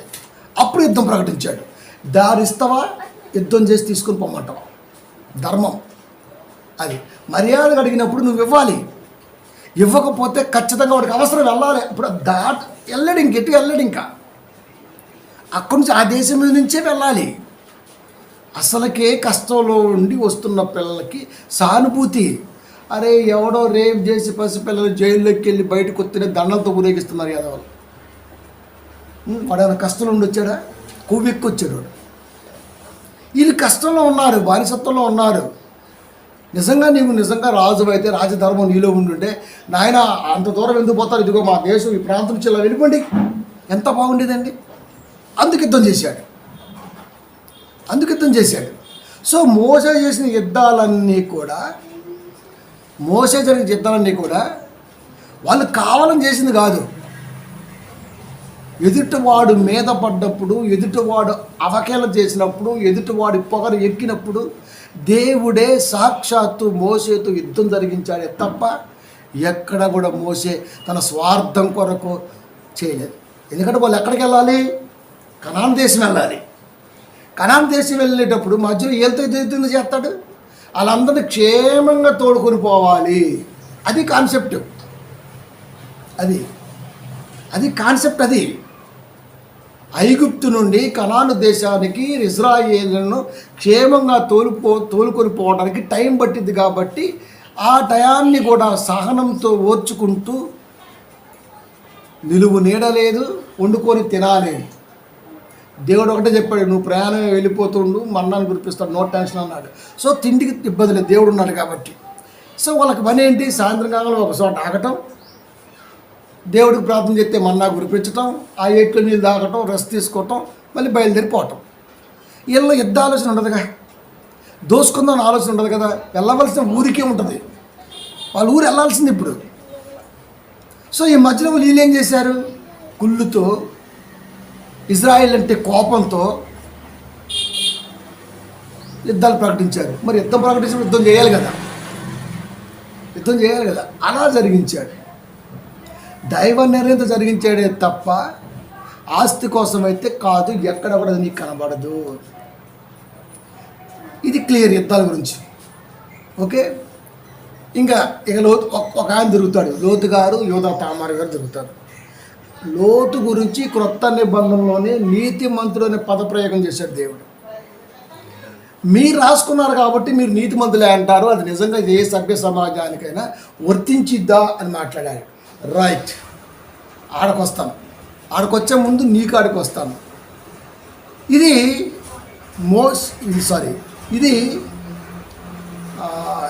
లోతు అనేది దేవుడు కాదు, అది వ్యక్తి. ఒక వ్యక్తి ద్వారా జరిగిన క్రియ అది సంబంధం లేదా పక్కన పెట్టి క్రైస్తవులుగా మనం పక్కన పెడతాం. ఈ క్రియని దేవుడు బైబిల్లో స్పష్టంగా వ్రాయించాడంటే దేవుడు దీంట్లో ఏం చెప్పాలనుకున్నాడో నువ్వు ఆలోచించాలి. సెకండరీ, క్రీస్తు వారు వచ్చిన తర్వాత కూడా ఇదే లోతుని నీతిమంతుడు అన్న పద ప్రయోగం జరిగించి రాయించాడు. ఇది మనం ఆలోచించాలి. సరే, దీన్ని ఇలా పెట్టు. ఇది మనిషి, దేవుడు కాదు. ఇప్పుడు సాక్షాత్తు అండి మీరు రాసుకున్నారు కదా. సరే, మేమే రాసుకున్నాం కదా. మరి మేము రాసుకుంటే అలా ఎందుకు రాసుకుంటాం? ఎవడైనా కంప్లైంట్ చేస్తే వాడి మీద ఇస్తారు కానీ నా మీద ఎందుకు ఇస్తానండి? నేనే ముందు కొట్టాను, తప్పు నాదే అని ఎందుకంటానండి? నేను బోధంతో గుర్రం చూసిండు ఎగ్జాంపుల్. ఏంటో అడిగితే పొగరగా వాడు నన్ను, ఇవన్నీ సింక్ అవ్వవు. ఆడు గుర్రుగా చూడడం, ఈడు కొట్ట, వాడికి ఎప్పుడుగా ఏదో ఉండుంటుంది గోళీలు అటకాడు గొడవ అంతే. సో ఇలా చెప్తాం. అంటే కంప్లైంట్ అనేది పూర్తిగా వాడి మీద నెడతాం తప్ప నాది అని చెప్పం మనం. ఇదంతా నేను సంపాదించింది. మరి మీ ఏమని తెచ్చిన కష్టం ఆడబెట్టుకున్నాం, కట్నం కష్టమే. అది ఆడబెట్టిను. నీ మామ ఏమో రాసిచ్చాడే, అది ఏమైంది? అమ్మేసేసేసేసావు, ఇంత తిల్లి కొనేసేసేసేసావు. మగాడైతే సొంత డబ్బులతో కట్టావు. తాగే గ్లాసు కూడా నీకు కష్టం అవ్వాలి. ఎదుటి వాడిచ్చిన గిఫ్ట్ ఏందనుకో, నువ్వు అష్టాసమ్మగాడివే. అది పక్కా. అదమ్మి తీసేసేసుకొని ఇక్కడికి వచ్చి తీసేసేసి ఇక్కడ కటింగ్ ఇచ్చేసేసేస్తే మేము ఎలా తీసేసుకొస్తుంటాం? ఆడింగోడు ఇలాగే ఉంటాడబ్బా. క్రైస్తవుడు అంటే మగాడు. అది ఆడు మగాడ్ర బుజ్జి అనాలి లోకం. మరి రైట్, మనం రాసుకున్నాం అన్నాడు, ఏదో అన్నాడు కదా. మేము రాసుకుంటాం, 5 రాసుకుంటాం, అలా రాయం కదా. సరే, మహానుభావులు ఒక సంగతి చెప్తాను. వీళ్ళు ఏం రాసుకున్నారంటే, వీళ్ళ గ్రంథాల్లో వీళ్ళు ఉంటారు కదా, పిలక బ్యాప్నీసు. ఈ పిలక బ్యాప్నీస్ వాళ్ళు ఇప్పటికీ కూడా అది తెలంగాణలో బాగా బాధాకరమైనటువంటి విషయమే, అన్ని ప్రాంతాల్లో కూడా. ఈ బ్యాపనంలో ఏం చేశారంటే, వాళ్ళు ఎక్కడి నుంచి పుట్టారని రాసుకున్నారు. బ్రహ్మదేవుడి కంటే నుదుటి నుంచి పుట్టినవాడు బ్యాపనవాడు. మిగతా వాళ్ళు భుజాల నుంచి, ఉదరం నుంచి, తొడల నుంచి, అరికాల నుంచి. తొడల్లోంచి ఎందుకు పుడతారు? నుదుట్లోంచి ఎందుకు పుడతారు? భుజాల్లోంచి ఎందుకు పుడతారు? అరికాల నుంచి ఎందుకు పుడతారు? ఫస్ట్ ఇది రాంగ్. ఇప్పటివరకు ప్రపంచంలో ఏ తల్లి అలా కనలేదు. మేమేం చేయలేము అనుకో. సరే, వాళ్ళ కాన్సెప్ట్ అది. కాబట్టి వీళ్ళు బ్రహ్మ తర్వాత బ్రహ్మ వారసులు, బ్రహ్మజ్ఞానులు. వీళ్ళు ఏం రాశారా అంటే, శూద్రులు కానివ్వండి, వైశ్యులు కానివ్వండి, వైశ్యులు అంటే వీళ్ళే కదా, క్షత్రియులు కానివ్వండి, ఇలా ఎవరైనా సరే వివాహం చేసుకొని పిల్లలు కలగకపోతే బ్యాపనోడి దగ్గర పంపాలి. అది రాజుగారైనా సరే. అది కరుణాకర్ గారు ఏమంటాడంటే, వాళ్ళు బ్రహ్మజ్ఞానులండి, వారు శరీరం మీద నిగ్రహం గలవారు, వారికి రాజుగారికి పిల్లలు లేరు అన్న బాధతోనే వాళ్ళు పిల్లలకి అంటారు కానీ నిజానికి వాళ్ళకి కోరికలతో పిల్లలకి అనలేదు. వాళ్ళన్నీ కూడా నిగ్రహించుకున్నటువంటి వారు. సరేరా, ఇది కూడా నేను తీసుకుంటా. మా పాస్టర్ గారికి ఎలాగో అది ఉండదులే, ఎందుకంటే లేదు, వాడికి దమ్ము లేదు. అది సరే, నేను తీసుకుంటా. కానీ ఇంకొకటి కూడా ఇస్తాను రోయ్. మరి నేను ఊరికి తీసుకోను, మరి వడ్డీ విరిగిపోద్ది, లావ్ అయిపోతాం. ఏది పోతే తీసుకుంటే మరి ఇవ్వాలి కదా, ఇస్తాను. మరి అది ఇప్పుడు వీడు తీసుకోవాలి. మళ్ళా చెప్తున్నా, బ్రహ్మజ్ఞానులు బ్రహ్మతో సమానం బ్రాహ్మిన్స్. మిగతా వర్ణాలలో ఎవరికి పిల్లలు పుట్టకపోయినా బ్రాహ్మిన్స్ దగ్గరికి బ్రాహ్మణుల దగ్గర పంపించాలి. వాళ్ళ పిల్లలకి అంటారు, ఆడు రాజుగా వారసులు అవుతాడు. సో వీడేం చెప్పాడంటే, కరుణాకర్ అనేవాడు సేమ్ ఇప్పుడు చెప్పింది, మళ్ళీ పదాలు చెప్తే బాగా చూపిస్తకరంగా ఉంటుంది కానీ ఇలాగ చెప్పేశాడు. సరే, తీసేసుకుందాం. కానీ ఇంకొకటి కూడా ఇస్తాను రోయ్, మరి తీసేసుకోవాలి. మరి బ్రాహ్మణుడికి పిల్లలు పుట్టకపోతే ఎవరు కూడా పంపించాలి? ఇప్పుడు బ్రాహ్మణుడికి పిల్లలు పుట్టకపోతే ఎవరికడి పంపించాలి? ఫస్ట్ రాజు కాడికి పంపిస్తావా, లేకపోతే మా కాడికి పంపిస్తావా? మా కాడి కంటే సబ్బన్న వర్ణాల పిల్లలు. అది క్షత్రియులు పిల్లలు పుట్టకపోతే బ్రాహ్మణుడి కాడికి పోవాలి. మరి బ్రాహ్మణుడి పిల్లలు పుట్టకపోతే యాడికి పోవాలి? మీ ఆమని, మీ కూతుర్ని, మీ చెల్లిని, నీ పిన్నిని, సంథింగ్ ఎవరంగానే ఆడవాళ్ళం తప్పు, కానీ ఈడి వంశాన్ని అనాలి రే, యాడికి పంపిస్తాం ఫస్ట్. అది ఎందుకు రాయలేదురే మరి? ఇలా అడుక్కుంటూ పోతే గడ్డ గడ్డ గడ్డ గడ్డ కారిపోతుంది. మేము అలాంటి జుప్సకరం మాట్లాడావు, నువ్వు అడిగావు కాబట్టి చెబుతున్నావు రే. నీ దగ్గర ఆన్సర్ ఉందా? అసలు పాస్టర్ గారికి ఈ ఆలోచన ఉందా? ఇలా వచ్చేది కదా, వెంటనే రాదు కదా. దాన్ని వాడు సంతాన ప్రాప్తి అన్న పేరుతో వాడాడు. ఆహా, సంతాన ప్రాప్తి. సరే, నీ సంతాన ప్రాప్తే అక్కడ కూడా వర్కౌట్ అయింది కదా మరి. ఆ దేశం కాలిపోయింది, పిల్లలు లేరు, భర్తలు కావాల్సిన వాళ్ళు లేచిపోయారు, ఎవరో లేరు. ఇప్పుడు ఖచ్చితంగా వంశం పెరగాలంటే పిల్లలు కావాలి కాబట్టి అది తండ్రికి తెలియకుండా వాళ్ళు తాగించేసేసి వాళ్ళు జరిగించిన క్రియను దేవుడు తప్పైతే రాయించేవాడు కాదుగా, వారసత్వం కోసమే జరిగింది అక్కడ కూడా. మరి ఇదే మనిషి చేసింది, అదే మనిషి చేసింది. ఈ మనిషి చేసింది ఒప్పైనప్పుడు ఆ మనిషి చేసింది ఆయనకు తెలియకుండా, ఇక్కడ తెలిసి ఆడ తెలియకుండా అది ఎలా తప్పైంది? ఎన్ని వేరియేషన్స్ ఉన్నాయండి ఇక్కడ? ఎన్ని వేరియేషన్స్ ఉన్నాయి? మరి వీడు ఎందుకు వాళ్ళ దాన్ని గూట్లో రాయడం దగ్గర ఉంది, గూట్లో రాయే దీలినాడు వాడు చదువుతున్నప్పుడు వాడు గ్రంథాలనే. మరి ఇది ఉంది కదా, ఇది ఎలా ఎందుకు ఉంటుంది? మరి లెక్కన మడి చూస్తే మరి మాయామ కూడా బ్యాక్ మడి గడికి పోయి ఉంటుందా అనుకోవాలి కదా. రాదు, ఎందుకంటే వాడికి ధర్మంగా కనబడింది.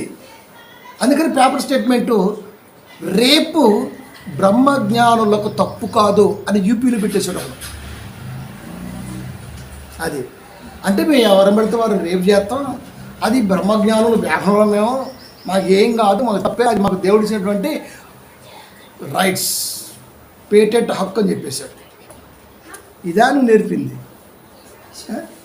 ఇదా అండి సంతాన ప్రాప్తి. మరి ఇక్కడ కూడా అదే కదా. మరి దాన్ని ఎందుకు మాట్లాడలేదు? బైబిల్ ఎందుకు తప్పు మాట్లాడుతున్నాడు? ఇక్కడితో ఆగుతాడా? మళ్ళీ వెంటనే యోధాకాడికి వచ్చేస్తాడు.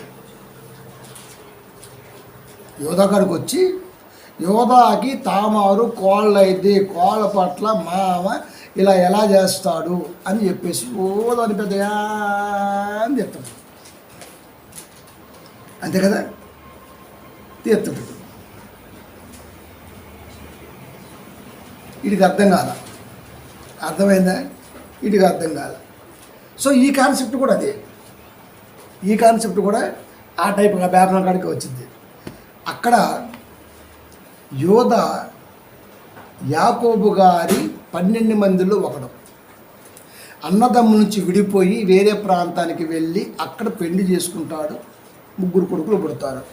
ఒక ఆయన పేరు ఏరు, ఓనాను, శేల. ఏరు గారి భార్యనే తామారు. ఏరు గారి భార్యనే తామారు.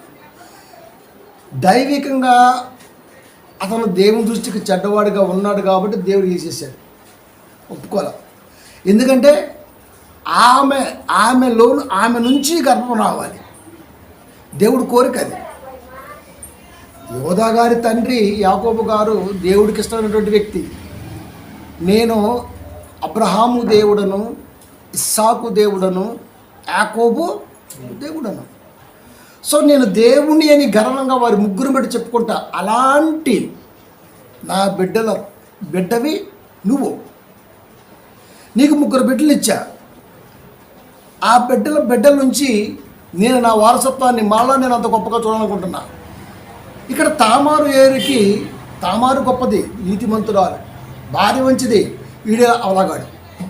ఒక రకం చెప్పాలంటే చాలామంది పిల్లలు మంచోళ్ళండి, మగనా కొడుకులే చెత్తనా కొడుకులు. అది ఎందుకంటే ఈ వారసత్వం అలాగే వచ్చింది ఫస్ట్ నుంచి. అందుకే పిల్లని ఇద్దామంటే 100 సంవత్సరాలు వస్తుంది. ఎందుకంటే ఎవలాగాడు 5ంటికి కొత్తడో, తెల్లవారు 3ంటికి కొత్తడో తెలియదు, అసలు ఇంటి పట్టున ఉంటాడో తెలియదు.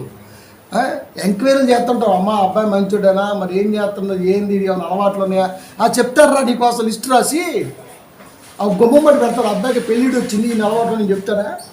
వాడు ఎంత ఎదవైనా పక్కన మంచోడు అసలు తలెత్తి ఆడపడలేదు ఏమన్నా. అలా ఉంటాం మనం పుసుక్కుని నమ్మేసి ఆ చేతిలో పెట్టేస్తాం. ఇక అక్కడి నుంచి స్టార్ట్ అయిద్దండి మిరపకోత, మంట జీవితాంతం.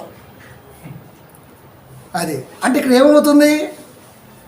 ఏమవుతుంది పోరగాలి తల్లిదండ్రులు పోరగాళ్ళని మంచిగా పెంచట్లా.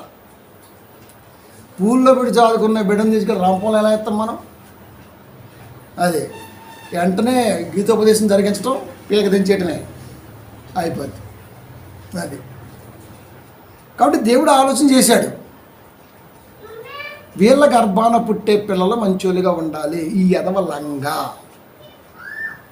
ఇప్పుడు ఈ నుంచేమనుకో పిల్లల్ని అంటాడు, కానీ వాళ్ళు కూడా లంగాలే పడతారు, చెప్పలేం. కనుక అసలు ఈ లేచి తీసేది అయిపోతుంది, దరిద్రం వెళ్ళిపోయి తీసి పడేశాడు. ఏడు తప్పు కదా. అవునా, మరి అర్జునుడి కొరకు ఎవరు నాయన? ఆయన ఎందుకు వేసేసాడు నాయన? అభిమన్యుడు ఎవరు నాయన? అర్జునుడు కొడుకే కదా నాయన. ఆయన లోపల పంపించి మరి స్టోరీ ఆపేసి వేసేసావు కదా. మరి ఇలా ఎంతమందిని వేసేసావో మాకు తెలియదా? అది నువ్వే మార్గుడివి, నీకే ఇస్తావు ఇవన్నీ, కానీ క్రెడిట్ గోస్ టు మీకే. కాబట్టి వాడు సొత్తు కానీ మనం చెప్తాం, వాడు అడిగాడు కాబట్టి చెప్తున్నాం. కాబట్టి ఈ వారసత్వం నిలబడాలంటే ఇది కరెక్ట్ కాదు అనేసి పడేసారు. సరే, తమ్ముడు ఉన్నాడు, ఎందుకంటే అది వాళ్ళ రాజ్యాంగ హక్కు, అది దేవుడు పెట్టాడు. మీ పిల్లలే చేసుకోవాలి, కానీ మిగతా వాడు చేసుకోవద్దు. అది ఇది తెలిసి అవసరం, మనకు అంత అవసరం లేదు. కాబట్టి ఓనాన్ని ఇచ్చేసాడు. వీడేం చేశాడు, నా భార్య కాదు, భార్య దీంతో నేను కాదు అని చెప్పేసి ఆడి పిల్లకంటే మానేశాడు. దేవుడు ఆన్ని వేసి పడేశాడు. ఇప్పుడు మూడోవాడు శేల, చిన్నోడు చెప్పాడు, సరే ఇది పెద్ద నాకు ఇస్తానమ్మా ఆగమని చెప్తే సరే ఆగింది. ఇక ఆయనకి అర్థమైపోయింది, ఖచ్చితంగా దేవుడు ఎందుకో మరి పిల్లగాళ్ళు వేసి పడి ఎత్తని పోసి ఆమె గీట వల్ల ఎత్తండి ఏం పడు అనుకున్నాడు. ఈయన వెనక్కి వేసేసాడు. ఇప్పుడు అక్కడి నుంచి వంశం రావాలి. అప్పుడు తామారు ధైర్యం చేసి ఆ వంశానికి వారసుని అందించటం కొరకు ఆమె తీసుకున్నటువంటి నిర్ణయం యోధాకు కూడా తెలియదు. యోధాకు సంబంధం లేదు, తామారు నిర్ణయం అది. సో వారికి పిల్లలు పుట్టారు. గర్భవతి అయింది. గర్భవతి కాలంలో కోపం వస్తుంది. కోపం ఎందుకు వస్తుంది అని, ఎందుకంటే ఆ విషయం తెలియదు కదా. అప్పుడు చెప్పేది లేదు boss, this property belongs to you అని కొన్ని సిగ్నల్స్ గుర్తు చూపించింది. అప్పుడు ఎంత ఉత్తమురాలో అన్న మాట మాట్లాడతాడు. అక్కడి నుంచి వేరే ఉంటుంది. సో ఇక్కడ దేవుడు చెప్పే దాంట్లో నీతి ఎంత జాగ్రత్తగా ఉందంటే, దేవుడు రాసేటువంటి ఆ నిబంధనకి లోబడి ఆ వంశము నుండే పిల్లల్ని తీసుకుందే తప్ప ఎక్కడ బయట అడిగేసి తీసుకోలేదు. అందుకే నీతిమంతురాలు అన్నాడు యోధా. ఆ ఇద్దరు పిల్లలే పెరెజు, జరహు. ఆ పెరెజు వంశములో నుంచే క్రీస్తు వచ్చాడు. ఇప్పుడు ఎవరు రావాలి? క్రీస్తు రావాలి. క్రీస్తు రావాలంటే ఎవరు పునాదవుతున్నారు? తామారు అవుతుంది. తామారు భర్త ఎవరు? ఏరు. వాడెవడో లఫంగి. అలాంటి వంశం నుంచి వస్తే లఫంగి వంశం అని అంటారు. కనుక అందుకనే అక్కడ యూదాని మాట్లాడకుండా తామారన్న పదాన్ని దేవుడు జాగ్రత్తగా రాయించాడు. 1:3 మత్తయి సువార్త. యూదా తామారు నందు పెరెసును జెరెకును. యూదా తామారు నందు నిజంగా తండ్రి పొజిషన్ వస్తుంది అక్కడ, కానీ ఇక్కడ తామారుని తీసుకొచ్చి పెట్టాడు దేవుడు. యోధ ఎందుకు పెట్టాడు? యోధానే కారకుడు కాబట్టి. యోధ 12 గోత్రాల్లో ఒకడు. తామారు నందు పెరెసును జెరెకును కనినం. అంటే వంశావళి. క్రీస్తు లోకానికి రావటంలో ఈ వ్యక్తి పని చేయడం దేవుడు నిర్ణయించాడు. ఎవరు? ఏరు. ఆ తర్వాత వనాను.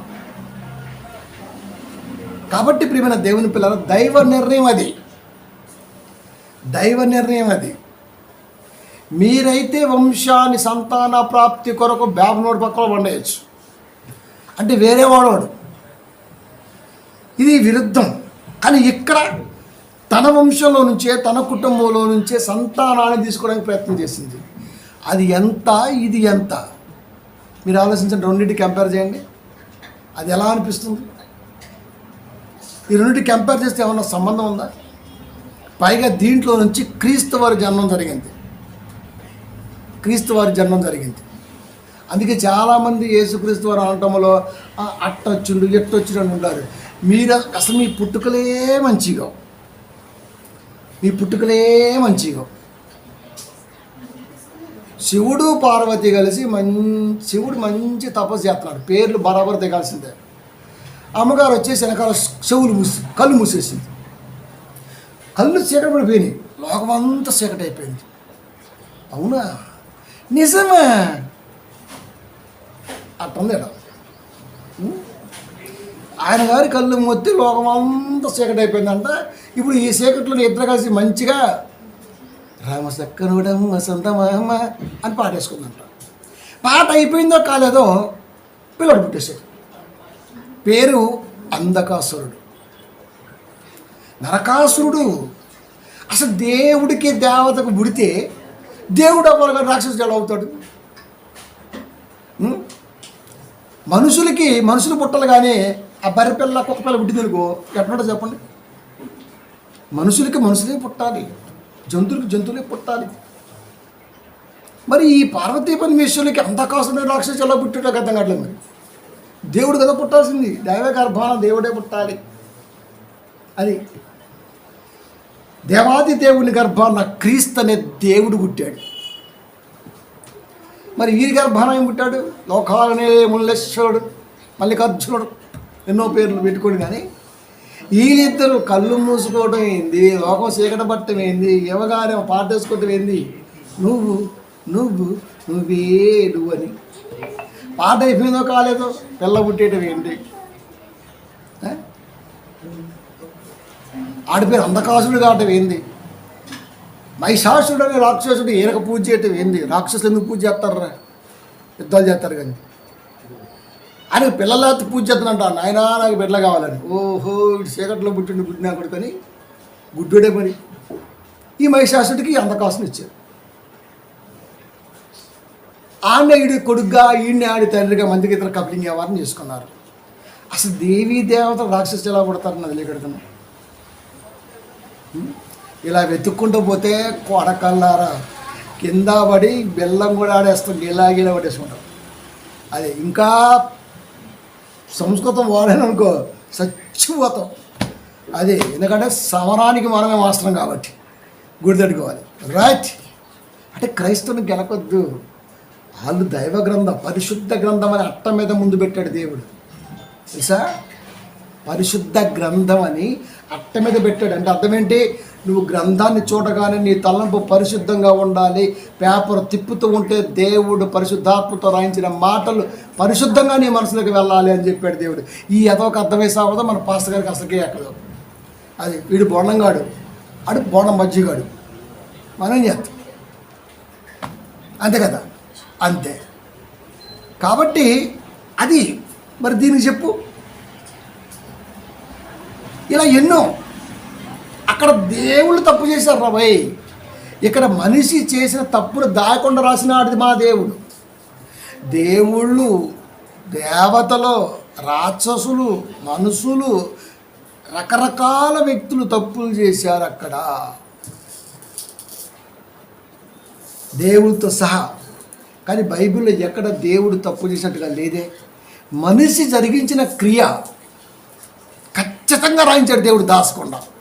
ఎంత గొప్పదండి ఇది. అందుకే బైబిల్ అంత గొప్పదని చెబుతాం మేము. అది ఏది జరిగినా, ఏ సందర్భం జరిగినా దేవుడు దాయకుండా రాశాడంటే దానిలో ఆయన ఏం ఆలోచిస్తున్నాడో నువ్వు చెప్పాలి సమాజానికి. ఎందుకంటే చెడు ఆలోచనతో, చెడు పోకలతో సమాజం పోతున్నప్పుడు బైబిల్ వక్రీకరించేవాడు రాకుండా ఉంటాడా? కాపురనేవాడు దాన్ని చెప్పకుండా ఎలా ఉంటాడు? ఊరికే ఏ సైడ్ నమ్ముకోండి, మీ కన్నీటి తుడుస్తాడు సంవత్సరాలుగా చెబుతున్నాడు.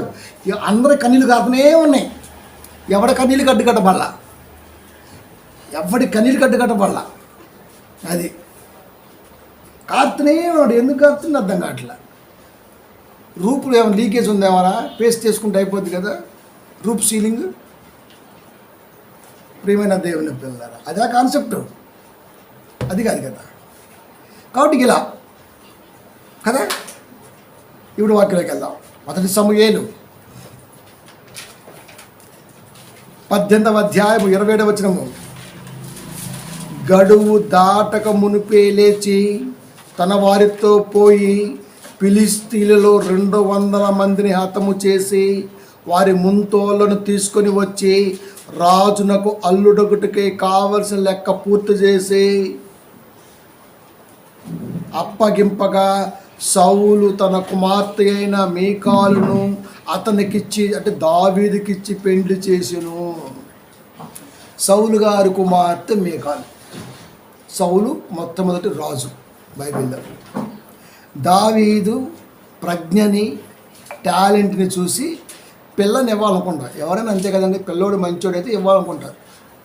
అవలాగాళ్ళు అంగాడ ఇంకో మనం ఎందుకు ఇస్తాం చెప్పండి? ఏం కదా, మంచోడనే ఇస్తాం. బిడ్డ పంచి బతికిద్ది. 20 ఏళ్ళు చదువుకున్నాం, ఇంకొక 20 ఏళ్ళు చదువుకోడండి తండ్రి, చదువుకోడా? 25 ఏళ్ళు చదివాడు అనుకుందాం, 25 ఇంకో 25 ఏళ్ళు చదువుకోలేడా? నువ్వు పెద్ద మొగోడు అని, నువ్వు పెద్ద కిరీటం పెడతావని నీకు ఇచ్చారనుకుంటున్నావా? ధర్మం అది. ఇది మానవ జాతికి తెలియాల్సిన ధర్మం. మనం ఆలోచించాలి. 25 ఏళ్ళు చదివింది మా ఆమె, ఇంకో 25 ఏళ్ళు చదువుకోవడం, కూతురు ఆమె ఎక్కువ తండ్రికి చదువుకుంటాడు కదా. మరి నాకెందుకు ఇచ్చాడు అంటే ఆయనలాగా కాదు, ఆయన కన్నా గొప్పగా చూడాలి అన్న కాన్సెప్ట్ ఎప్పుడైతే చేసుకున్నట్టుకుంటుందో సమాజం ఈ పాటికి ఎప్పుడో బాగుండేది. సమాజం ఈరోజు ఎందుకు బాగలేదయ్యా అంటే కారణం ఇదే. వాడు ఆలోచన ఉండదు. అది కట్టం తేవాలా, దాన్ని చేసుకోవాలా, సాలపద 2 వేకాలా, దాన్ని చంపాలి, ఇంకో దాన్ని చేసుకోవాలి, దాన్ని తేవాలా, ఇంకో దాన్ని చేసుకోవాలి, అమెరికన్ లాగా ఇక అంతే ఆడిపోతూనే ఉండాలి. ఇదే కాన్సెప్ట్. ఇంకా మంచి టాలెంటెడ్ పర్సన్ ఎవరో సౌలు గారు ఆలోచించాడు, షార్ప్ పళ్ళుని చూసుకున్నాడు. ఎస్, దావీదు మానవుడే, ఇచ్చేద్దాం. అయితే ఒకటి అంతా బాగానే ఉంది, కానీ నువ్వు వెళ్ళి 100 మంది పిలిస్తే వేసేసి వాళ్ళ ముందు తీసుకొచ్చాడు. అంటే సుంతి చేసేటప్పుడు మనోడు కట్ చేస్తారు కదా, ఆ మొక్కలు అన్నాడు. ఎందుకు తెమ్మన్నాయి అంటే వీడు అంటాడు, రాధా మనోహర్ దాసుగాడు, వీడు దాసుగాడు కదా, రాడ్గాడు, ఆడు తెచ్చి ఏం చేసుకుంటాడని అడిగితే బజ్జీలు వేసుకుంటాడు, నీకు ఎందుకే అన్నాడంతే. అంటే ఎంత ఎటకారం అండి, ఎంత ఎటకారం. సుంతి చేసేటప్పుడు మొగాళ్ళకి కట్ చేసి పడేసినటువంటి మొక్కల్ని సౌలు ఎందుకు తెమ్మనంటే బజ్జీలు వేసుకుని తింటాడు, నీకు ఎందుకే అంటే బైబిల్ అలా కనపడిందే నీకు? అసలు నిజానికి బజ్జీలు దేంతో ఏమన్నారో ఎవరు వేసుకోమన్నారో తెలుసా నీకు అసలుకి? అందుకే చెప్తుంటా, కొడకల్లారా, ఒకసారి ఎప్పుడు చెప్పినా దేశవాళీ గ్రంథాలు దైవం నిర్ణయిస్తాయని మాట్లాడినప్పుడు చాలామంది అడిగారు, అన్న రాడు దించామని. వీళ్ళతో మనకెందుకు అని చెప్పేసి మన పిల్లకి ఆత్మీయంగా చెప్పుకుంటూ పోతుంట. నిజంగా ఏళ్ళ మీద పెట్టి మొత్తం బొడ్డుకి మసి రాసుకొని గుడ్డ కట్టుకొని కూర్చున్నాం అనుకో, ఈ డైర్లు కూడా ఉడికిపోతాయి మొత్తం. అట్ట కాన్సెప్ట్. ఎందుకులే అనుకుని ఊరుకుంటాం మనం. ఓకే, ఎందుకు వక్రీకరిస్తున్నాడు అక్కడ ఏం చూడాలి? ఒక మనిషి అల్లుడిని ఎంచుకోవటంలో టాలెంట్. సౌలు ఆలోచన, ఆయన చెప్పిన దానికి డబల్ చేయాలన్న ఆలోచన. ప్రూవ్ చేసుకుందాం, బరాబర్ మార్కులతో కాదు, డబుల్ టు డబల్. రైట్. ఇప్పుడు ఆ కాన్సెప్ట్ ఎవరు రాశాడు? ఫిలిస్తీన్ అంటే మనకు తెలుసు, ఇజ్రాయెల్ పట్ల ఎప్పుడు అక్కసం కక్కుతూనే ఉంటారు. ఇండియా మీద పాకిస్తాన్ నజర పెట్టినట్టు అట్టుంటుంది అనమాట. సో వాళ్ళ దగ్గరికి వెళ్ళమన్నాడు, చేసేమన్నాడు. మొత్తం 200 మంది, ఒకటి చెప్తే ఇంకో డబల్ చేశాడు. 200 మంది ముంతోలు మంచి తీసుకొచ్చి లెక్కేసుకొని చెప్పి పడేసాడు. ఇప్పుడు ఈడేమంటారు? బైబిల్ ఒక ఆమె అడుగుతుంది, బైబిల్ ఇలా ఉంది కదండి, ఇది భలే సిగ్గేస్తుంది నాకు, ఇటు ఏం చేసుకుంటాడు శవులు అంది. బజ్జీలు వేసుకుంటాడు అని నవ్వాడు. ఆమె కూడా నవ్వింది. అంటే ఆమెకి కాన్సెప్ట్ అర్థమైంది. ఏది భూత పురాణం టైప్లో అర్థమైంది ఆమెకి. అసలు భూత పురాణం చెప్తా ఇప్పుడు మరి వింటావా? వింటారా అట. అది ఇప్పుడు పురాణంలోకి వెళ్దాం. మరి పురాణం చెప్పాలి, మరి పట్టుకుని నవ్వావు కదా. ఇప్పుడు చూడు మరి ఎలా ఉంటుంది. మరి పద్మ పురాణం సృష్టి ఖండము 31వ అధ్యాయము 122 నుండి 128 శ్లోకాలు. అది గంగార్పణం. పద్మపురాణం ఉందా లేదా? అడుగు తీయలేదు. సృష్టి ఖండము 31వ అధ్యాయము 122 నుండి 128 శ్లోకాల యొక్క తాత్పర్యం ఏంటంటే అవి మనం చదవలేము, ఎందుకంటే అది చదివిన అర్థమేస్తావు. అందుకే అందులో నీ అమ్మ ఉండొచ్చు, నీ అక్క ఉండొచ్చు, మనకు అర్థం అవుతుంది. మంత్రోచ్చారం అలా ఉంటుంది. మరి అందులో ఎలా ఉందంటే శివదూతి ఇలా పలికింది, స్పష్టంగా ఉంది తాత్పర్యం చెప్తున్నా. శివదూతి శివదూతి శివదూతి శివుడి యొక్క భార్య. ఓకే, మరి మనం చెప్పాలి. ఇలా పలికింది, ఓ శంకర. శివుడు శంకరుడు వేరు కాదు, శివశంకరుడు ఒక్కడే. ఓ శంకర, స్వరమునందు లభించినది నూనె బెల్లంతో కూడినది స్వర్గమునందు లభించనిది.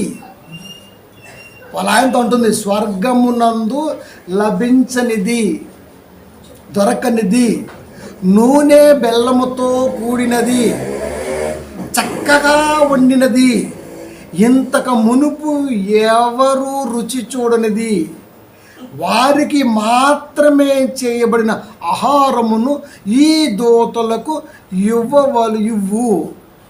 ఏం కోరిక ఏంటి చూడండి. శంకరుడు యొక్క భార్య పార్వతీ గారి యొక్క కోరిక ఏంటి తెలుసా? స్వర్గమునందు లభించినది, స్వర్గములో దొరకంది.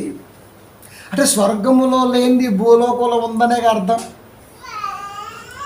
భూలోకములో లేనిదే స్వర్గములో ఉంటుంది. అందుకే ప్రతి క్రైస్తవుడు కూడా ఆత్మ యొక్క నిలుపుదలకై బైబిల్ చేతబట్టి ప్రభుకి దాసుడై బ్రతుకుతూ ఉంటాడు. ఆత్మ నిలయం ఎన్ని ఉన్నా ఆత్మక నిలయం అనేది స్వర్గమే, అది పరలోకమే, అది దేవుళ్ళలోనే. అంటే ఇక్కడ లేనిది అక్కడ ఉంటుంది. కానీ ఇక్కడేం రాశాడు తెలుసా? అక్కడ లేనిది ఇక్కడ ఉంటుందంట. ఇక్కడే దొరికిపోయాడు. నీ రాతలో స్వర్గమునందు లభించనిది కాన్సెప్ట్ రాంగు. నూనె బెల్లములతో కూడినది, చక్కగా వండినది. మరి వారి పేరు కూడా రాయాల్సింది, ఎవరు ఉండాలో నిర్ణయిత అయిపోయింది. ఇంతకు మునుపు ఎవరు రుచి చూడనిది, అంటే నేను కూడా, ఇన్క్లూడింగ్ నీ భార్యగా నువ్వు నాకు పెట్టంది కూడా, వారికి మాత్రమే చేయబడిన ఆహారమును ఈ దేవతలకు ఇవ్వుము అనేను. అంతట శివుడు పార్వతి అంటున్నాడు, పార్వతి సమక్షంలో ఇలా అన్నాడు, ఇలా పలికిన, ఎన్నో రకముల వంటకములు నీకు ఇచ్చాను. భార్యతో మాట్లాడే మాట అలాగే ఉంటుంది కదా. ఎన్నో రకముల వంటకములు నీకు ఇచ్చాను, ఇక మిగిలినవి ఏవీ లేవు. ఇక నీకు కొత్తగా నేను ఏమివ్వలేనో చెప్పు. ఓ సతీమణి, నిన్ను కానకుండా తిన్నది లేదు, నిన్ను కానకుండా వండుకున్నది లేదు, మన ఇద్దరం కలిసి తింటున్నాం. అలాంటిది ఇంకా నీకు తెలియకుండా నా కాడ ఏముంది, ఏదైనా ఉంటే నువ్వే చెప్పు. అమ్మగారి సలహా ప్రపంచంలో ఏ ఆడది ఇవ్వదు. నిజం, ఇప్పటి వరకు ప్రపంచంలో ఏ ఆడకూతురు కూడా ఎలాంటి సలహా భర్తకి ఇవ్వదు. కానీ తమర పుణ్యం మరి అది. దేవదూతలకి వంట శివుడి యొక్క వృషణములంట. అది చెప్ప. పద్మపురాణం సృష్టిఖండము 31వ అధ్యాయము 122 నుంచి 128 శ్లోకాల్లో సందర్భాన్ని చెప్తున్నా, తాత్పర్యాన్ని చెప్తున్నా. ఇక ఇప్పుడు నువ్వు చెప్పన్నప్పుడు ఇక అంటున్నామా, నీ బొడ్డు క్రింద పండ్ల వంటి గుండ్రని ఉషములు వేలాడుతున్నవి. ఎవరు చెప్పారు ఇది? ఏం పర్ల, బూత్ ఏం కాదు, టెన్షన్ పడాల్సిన అవసరం లేదు. ఏ క్లాస్ కింద, ఎందుకంటే మన మనసు బూత్ ఉండదు కనుక. అది ఆ లంగాకి అర్థం కావాలి కాబట్టి ఆమె ఏం చెప్పిందో మళ్ళీ చెబుతున్నా. నీ బొడ్డు కింద పండ్ల వంటి గుండ్రని ఉషములు వేలాడుచున్నవి, వాటిని తినటం వలన మీకు తృప్తి కలుగును. అంటే ఏకంగా మొగుడి యొక్క వృషణాలను ఆ వంట నూనెలో వేయించి దేవదూతలు పెట్టమని నేను. ఎంత బాగుందండి, అర్థమవుతుందా? ఒరే ఇదేం ఫుడ్, ఇదేం కాన్సెప్ట్ రా? ఎవడైనా కంసుని తెమ్మంటాడు, కొంగని తెమ్మంటాడు, అడవి పన్నీని తెమ్మంటాడు, కానీ దున్నం తెమ్మంటాడు, అడవి దున్నం తెమ్మంటాడు, ఇంకా దిగజారి కోతిని కూడా తెమ్మంటాడు. ఇలాంటి రకాలు చూశారు, కానీ ఏకంగా మొగుడికే టార్గెట్ వేసిందంటే అబ్బబ్బబ్బబ్బబ్బ, వాట్ ఏ వైఫ్ అండి అసలు.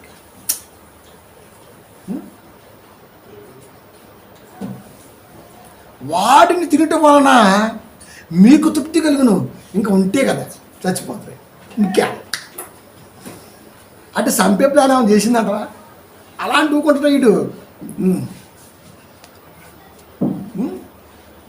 అప్పుడు వారందరూ మహాప్రసాదాన్ని పలికారు. అబ్బా, అసలు ఇదేం కాన్సెప్ట్ రా? దేవదూతలందరూ అయ్యా ఇంతవరకు ఎక్కడో, మీరు కూడా తినండి, అమ్మగారు కూడా తినండి, నిజంగా మీ నుంచే వస్తుంది ఆ వృషణములు వంట మాకు పెట్టము, జన్మ ధన్యం అన్నదంతే. ధన్యోస్మి. ఏమిరా ఇది? ఏమి కాన్సెప్ట్ రా ఇది? ఇదేమి కాన్సెప్టు? సౌలు అల్లుడిని టెస్ట్ చేయడం కొరకు, టాలెంట్ ఎదగడం కొరకు ఫిలిస్తీన్లు శత్రువుల కాడికి వెళ్ళి 100 మందిని వేసి ముంతోలు తీసుకురా అంటే, ఆ సుంతి చేసిన తోలతో ఏం చేసుకుంటాడంటే బజ్జీలు వేసుకుంటాడని చెప్పే. బజ్జీలు వేసింది అయ్యి కాదు రే, మీ శివుడు వృషణాలు. అమ్మగారు ఆజ్ఞ ఇవ్వాల్సిందే మరి. పెళ్ళం ఆజ్ఞ జారీ చేస్తే భర్తీకుంటాడా? చచ్చిపోతాడు అంతే. అది ఎంతటి వాడైనా కాంతకు దాసుడే. ఇప్పుడు దీన్ని ఎలా అర్థం చేసుకోవాలి మేము? చాగంటి కోటేశ్వర గారు ఉన్నారు, చాలామంది పొద్దున్నే ప్రవచనాలు వింటూ ఉంటారు. ఆయన ఏం చెబుతుండు? ఆ శివుని యొక్క నందేశ్వరుని యొక్క వృషములను కుడి చేత్తో అలా పిసుకాలంట. అప్పుడు శివుడు అపా అంటాడంట. మనకి స్వర్గ ప్రాప్తించదట. సింకుందా? ఆ నందీశుని యొక్క వృషణాలు మేము పట్టుకోవాల్సిన అవసరం మాకేంటి? అవి ఒత్తవలసిన అవసరం మాకేంటి? అవి ఒత్తితే ఆయన ఎందుకు అపా అంటాడు? అవి మాకెలా మా జన్మకి ధన్యప్రాప్తి లభిస్తాయి? ఇలాంటివి ఎన్నో జుగుప్సాకరమైనటువంటి మాటలు దేవీ దేవతల మధ్య రాసుకున్న మీరు బైబిల్ కాడికి వచ్చి మాట్లాడుతున్నారంటే నిజంగా మిమ్మల్ని ఏమనాలో? అందుకే టైటిల్ గూట్లో రాయి దీలేనుడు ఏట్లో రాయి తీస్తున్నానంట. నీ గ్రంథాల్లో ఉన్న బొక్కలే లక్షలు ఉన్నాయి. బైబిల్లో బొక్కలు లేవు. ప్రతి ఇంట్లో బైబిల్ ఉంది, ప్రతి మనిషికి బైబిల్ ఉంది. నాలంటోడు బైబిల్ మీద పిహెచ్డి చేస్తాడు. నీలాంటోడికి ఎన్ని గ్రంథాలు ఉన్నాయో తెలీదు, ఏ బొక్కలోంచి ఎవడు ఏం రాసుకుంటో తెలీదు, ఎవడెవడు ఎక్కడ తెలీదు. ఇన్ని తప్పిదాలు మీ దగ్గర పెట్టుకొని మీ చెప్పుకోండి, మీ ధర్మాన్ని చెప్పుకోండి రా అంటే క్రైస్తవుల మీద పడి క్రైస్తవుల గ్రంథాలే లేవు. క్రైస్తవులకు ఒకటే గ్రంథం ఉంది, అది హోలీ బైబిల్, ఇంగ్లీషు పరిశుద్ధ గ్రంథం. ఇది అది ఇన్ని లొట్టపీసి వ్యవహారం చేసుకుని మరి దీన్ని ఏమనాలి? నిజంగా వంట ప్రపంచంలో ఎక్కడ లేదు. నిజంగా శివుడు కాబట్టి త్యాగం చేసిండు. అలాంటి దేవుడు మీకుండా శివుడు మళ్ళీ వృషణాల వంట దేవతలకి ఏంటారు అది తెలియకడుతున్నా? చాలామంది పూట చెక్కిన ఆదివారం పూట చూస్తుంటలేను, ఆ మేకల కడికి లై చూస్తుంటారు కిలో ఎంత అని. అది ఎవరు మేక అనుకుంటున్నా?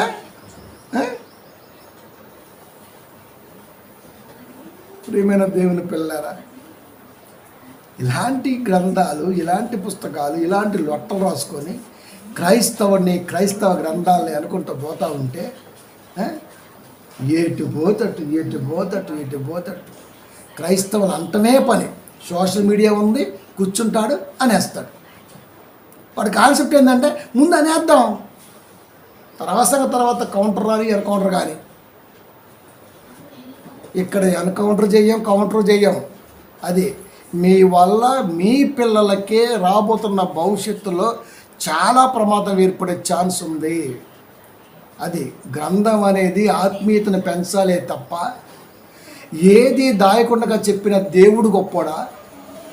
అన్నీ తప్పులుగా మీరే రాసుకొని అది జనాల్లో దేవుడే రాసి చెప్పే మీరు గొప్పవాళ్ళ. కాబట్టి ప్రియమైన దేవుని పిల్లారా, దైవ గ్రంథం అని మరొకసారి చెప్పడానికి చాలా సంతోషపడుతున్నాం. అందుకే దేవుడు ప్రతి విషయాన్ని స్పష్టంగా రాయించాడు. అది మొత్తం టోటల్గా చూసుకున్న మనుషుల వల్ల జరిగిన క్రియలరే తప్ప దేవుడు ఎక్కడ తప్పు చేసినట్టుగా లేదు. కానీ వీరి గ్రంథాల్లో ఏ గ్రంథం చూసుకున్నా సరే ముందు దేవుడే తప్పు చేస్తున్నాడు. అది ముందు దేవుడే తప్పు చేస్తున్నాడు. కాబట్టి దేవుడికి ఉండే క్వాలిఫికేషన్స్ ఇంకా వీళ్ళు రాసుకున్నటువంటి ఏ గ్రంథ దేవుళ్ళు కూడా లేవు, అన్నీ కల్పితాలే. కాబట్టి మానవ బుర్రతో సంస్కృతములో ఎవరికి అర్థం కాకుండా ఆనాడు రాసుకున్నారు. ఈనాడు నాలాంటి వారు చదువుకున్న వారు ముందుకొచ్చారు కాబట్టి ఇంత లొట్టే వరం బయటకు వచ్చేసింది. పెళ్లి మంత్రాలు కూడా సంస్కృతంలో ఎందుకండి?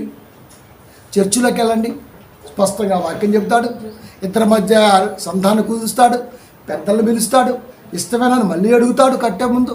అంతా ఓకే అయిన తర్వాత అప్పుడు తండ్రి యొక్కయు కుమారుని యొక్కయు పరిశుద్ధాత్మ దేవుని యొక్క నామములో నిన్ను భార్యనిగా స్వీకరించుతని ప్రమాణం చేస్తాడు.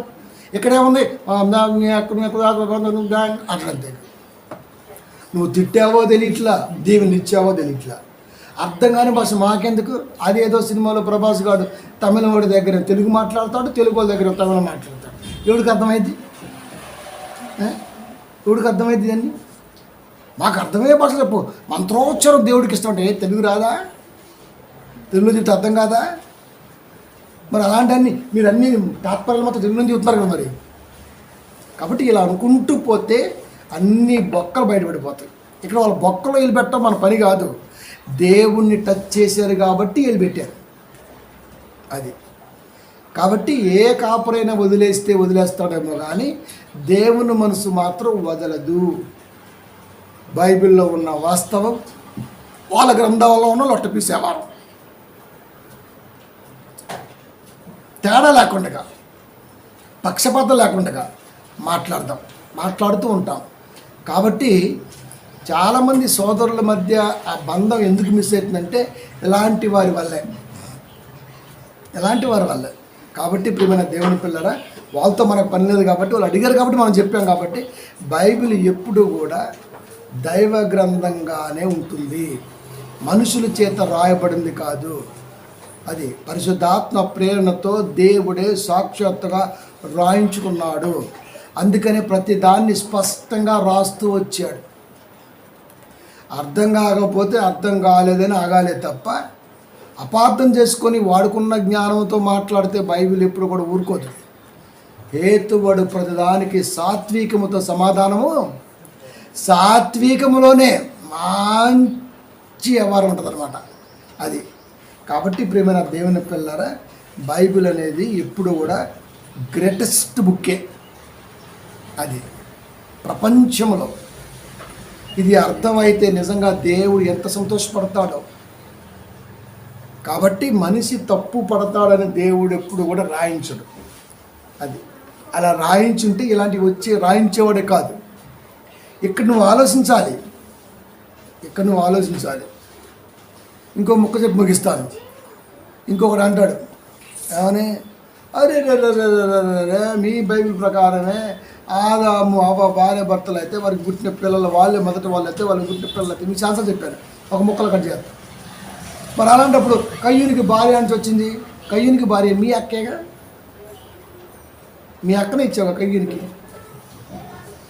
అంతే కదా. మరి కయ్యూనికి భార్య అని వచ్చింది. కయ్యూని భార్య మీ అక్కనే, కయ్యూని మీ బావేనా? అయిపోయా సర్రమంటదా అంటదే, ఆన్సర్ లేక కాదు. అరే అవులే. అందుకే ప్రతిదాన్ని అబ్జర్వ్ చేయాల. పెండ్లి పత్రికలు 5 రూపాయలు 6 రూపాయలు 20 రూపాయల కార్డుని పంచుతున్నాయి. ఆ కార్డులో ఏముందో కళ్ళు పెట్టి చూసావా? పెండ్లి కుమార్తె, పెండ్లి కుమారుడు, కుమార్తెకి కుమారుడికి పెండ్లి చేస్తున్నా అని చెప్పావు. అది కుమార్తెకి కుమారుడికి పెండ్లి చేస్తున్నావు అని చెప్పావు. అది అంటే ఇక్కడ పెండ్లి జరుగుతుంది ఎవరికా అంటే కుమారుడికి కుమార్తెకి. ఆ కుమారుడు నా కుమారుడు కాదుగా, నా కుమారుడు కాదు, కానీ ఆయన మనుషుల కుమారుడే కదా. కాబట్టి వారిరువు నుంచి పుట్టిన సంతానము అలా స్ప్రెడ్ పోయింది. తిరిగి వారిలో నుంచి ఒకరే వీరికి భార్యగా రావాలి. అది అమ్మరప్పుడు సెల్ అయిపోద్ది కదా. అప్పుడు చెల్లి అయిపోద్ది కదా. అబ్బో ఇక్కడ పాడిచ్చేస్తాడు మరి వరుసలో. ఇప్పుడు కూడా ముస్లిం సోదరులు అలాగే చేసుకుంటారు. అది అక్క కూతురుని చేసుకోరు. తెలంగాణలో అక్క కూతురుని చేసుకోరు, గుర్తుపెట్టుకోండి. కాలు మొక్కుతారు. అక్క అంటే ఉదరం నుంచి వచ్చింది. అక్క కూతురు అంటే అంత గొప్పది. మేనకోళ్ళకి తెలంగాణలో విలువ ఎక్కువ. కాలు మొక్కుతారు, అదే బియ్యం పోస్తారు, కాలు కడుగుతారు, కాలు మొక్కుతారు. అక్క బిడ్డ అంత గొప్పది తెలంగాణ, మన తెలంగాణలో. ఆంధ్ర సైడ్ వెళ్తే అక్క కూతురునే చేసుకోవాలి, ఆస్తి పోద్ది కాబట్టి. మన చంద్రబాబు నాయుడు లాగా. అది ఇక్కడ రాంగ్, ఇక్కడ మంచిది కాదు. మా రక్తం మేము ఎలా చేసుకుంటాం. అక్కడ రైట్. ఒక చోట రాంగ్ అయింది, ఒక చోట రైట్ ఎలా అయింది? ఏ రాజ్యాంగంలో ఉంది? రాజ్యాంగం ఏమిటో తెలుసా? అమ్మాయికి 18, అబ్బాయికి 21 పెళ్లి చేసుకునే సమయం. అంతే అంతే. మళ్ళీ ముస్లిం సోదరులకు వస్తే అక్కడ లెక్క వేరే ఉంది. అందరం కలిసి తిరిగే ఈ ప్రదేశంలోనే ఇన్ని లెక్కలు ఉంటే ఏ లెక్క కరెక్ట్ పీకరా అంటే వీడు ఏకంగా బైబిల్లోకి వెళ్తాడు. అప్పుడు ఒక్కడి నుంచే రావాలి, జనం స్ప్రెడ్ అవ్వాలి. అది ఆయన పిల్లలు అంటూనే ఉన్నాడు, వారిలో నుంచే రావాలి. అది ఎట్ట అయింది? ఇప్పుడు వీడు అక్క కూతురుని చేసుకుంటా, లేకపోతే ఇంకెవరిని చేసుకుంటా? మరి ఇది ఎట్ట అయింది? అది క్వశ్చన్ చేయాలంటే ప్రతి దాన్ని ఇష్టం లేకపోతే ఏదైనా క్వశ్చనే. ఇష్టమైతే గోంగూర పచ్చడైనా, చికెనే, మటనే, ఫిషే, ప్రాన్సే. ఇక్కడ కాన్సెప్ట్ ఏంటంటే ఇష్టం. నాకు ఇష్టమైతే కింద ఏం లేకపోయినా పడుకుంటా, ఇష్టం అయితే.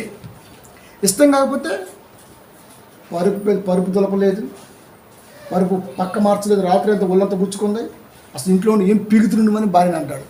అది తెస్తుంది అట్లంతే. ఇక్కడ కాన్సెప్ట్ ఏంటి? పరుపు గుచ్చుకుంది కాదు, ఇక్కడ ఇష్టం. అది అర్థం చేసుకునే మనసు ఉంటే అలాగే ఉంటుంది.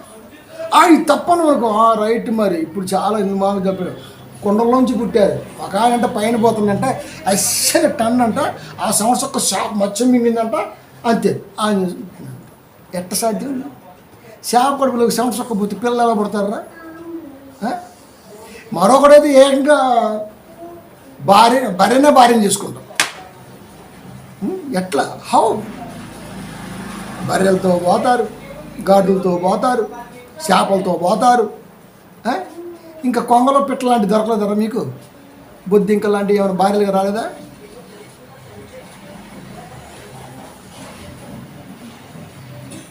మళ్ళీ వాళ్ళే రాసుకుంటారు. అది 5గురికి ఒక్కతే. ఎలా అంటే ఆయన దగ్గరికి వెళ్ళి నైట్ నుండి యువతలకు వచ్చినప్పుడు మంటలోంచి వచ్చిందంట. అప్పుడు పరిశుద్ధం అయిపోద్దంట. చచ్చిపోవాలి కానీ ఎట్ట పరిశుద్ధమైందిరే? చచ్చిపోవాలి, మంటలోంచి చచ్చిపోవాలి కానీ ఎట్ట పరిశుద్ధమైంది? అంటే 5 రూములు ఇలా ఉండి పెద్దలో ఎప్పుడు 24 hours మంట మండుతూ ఉంటే ఈయన గారికి వెళ్ళి మళ్ళీ ఈయన గారికి వెళ్ళేటప్పుడు శుభ్రంగా గాలిపోద్దా? అంటే పరిశుద్ధం అయిపోద్దా? హౌ? పాండవుల భార్య ఎలా సాధ్యమైంది? ఇలా చెప్పుకుంటూ పోతే అబ్బా నోరు శుభ్రంగా బ్రష్ చేసుకోవాలి ఇంటికి వెళ్ళి. అది ఎలాంటివన్నీ పలికి. కాబట్టి ప్రియమైన దేవుని పిల్లరా, బొక్కలన్నీ వాళ్ళ దగ్గరే ఉన్నాయి. బైబిల్లో ఏది లేదు, ఏది ఉన్నా మేము చెప్తాం. అది మీ బొక్కలకు ఆన్సర్ చెప్పగలరా అంటే ఛాన్సే లేదు. కాబట్టి ప్రియమైన దేవుని పిల్లరా, టాపిక్ టైటిల్ అదే, గూట్లో రాయి తీలేనోడు ఏట్లో రాయి తీస్తున్నాడు. గూడు ఇంట్లోనే ఉంది, నువ్వు నీ ఇంట్లో నువ్వు సరి చేసుకో. ఏరు ఊరు బయట ఉంది. బైబిల్కి చాలా దూరం, దాని జోలికి రాకు. ముందు నీ కొంపను శుభ్రం కడుక్కో. అది కాబట్టి ఇక్కడ ఎవరిని విమర్శించడం కాదు, కానీ వాళ్ళ యొక్క ఆ పెంట బుద్ధి ఏదైతే ఉందో బైబిల్ మీద, దాన్ని కడిగే ప్రయత్నం అయితే చేస్తున్నాం. కాబట్టి దైవ ఆలోచనతోనే చెప్పామే తప్ప వేరే వ్యక్తిని కించపరచాలని కాదు. ఎస్పెషల్లీ ఇలాంటి వాడు ఒక్కడి గెలగటాన అనేక మందికి ఇలాంటి ప్రాబ్లం వచ్చి పడుతుంది. కాబట్టి వీడు ఒక్కడికేనమ్మా ఈ ప్రసంగం, మిగతా వాళ్ళకైతే కాదు. అది ఎవడైతే క్వశ్చన్ వేసాడో వాడికి answer. Right. Thank you very much. ప్రార్థించుకుందాం.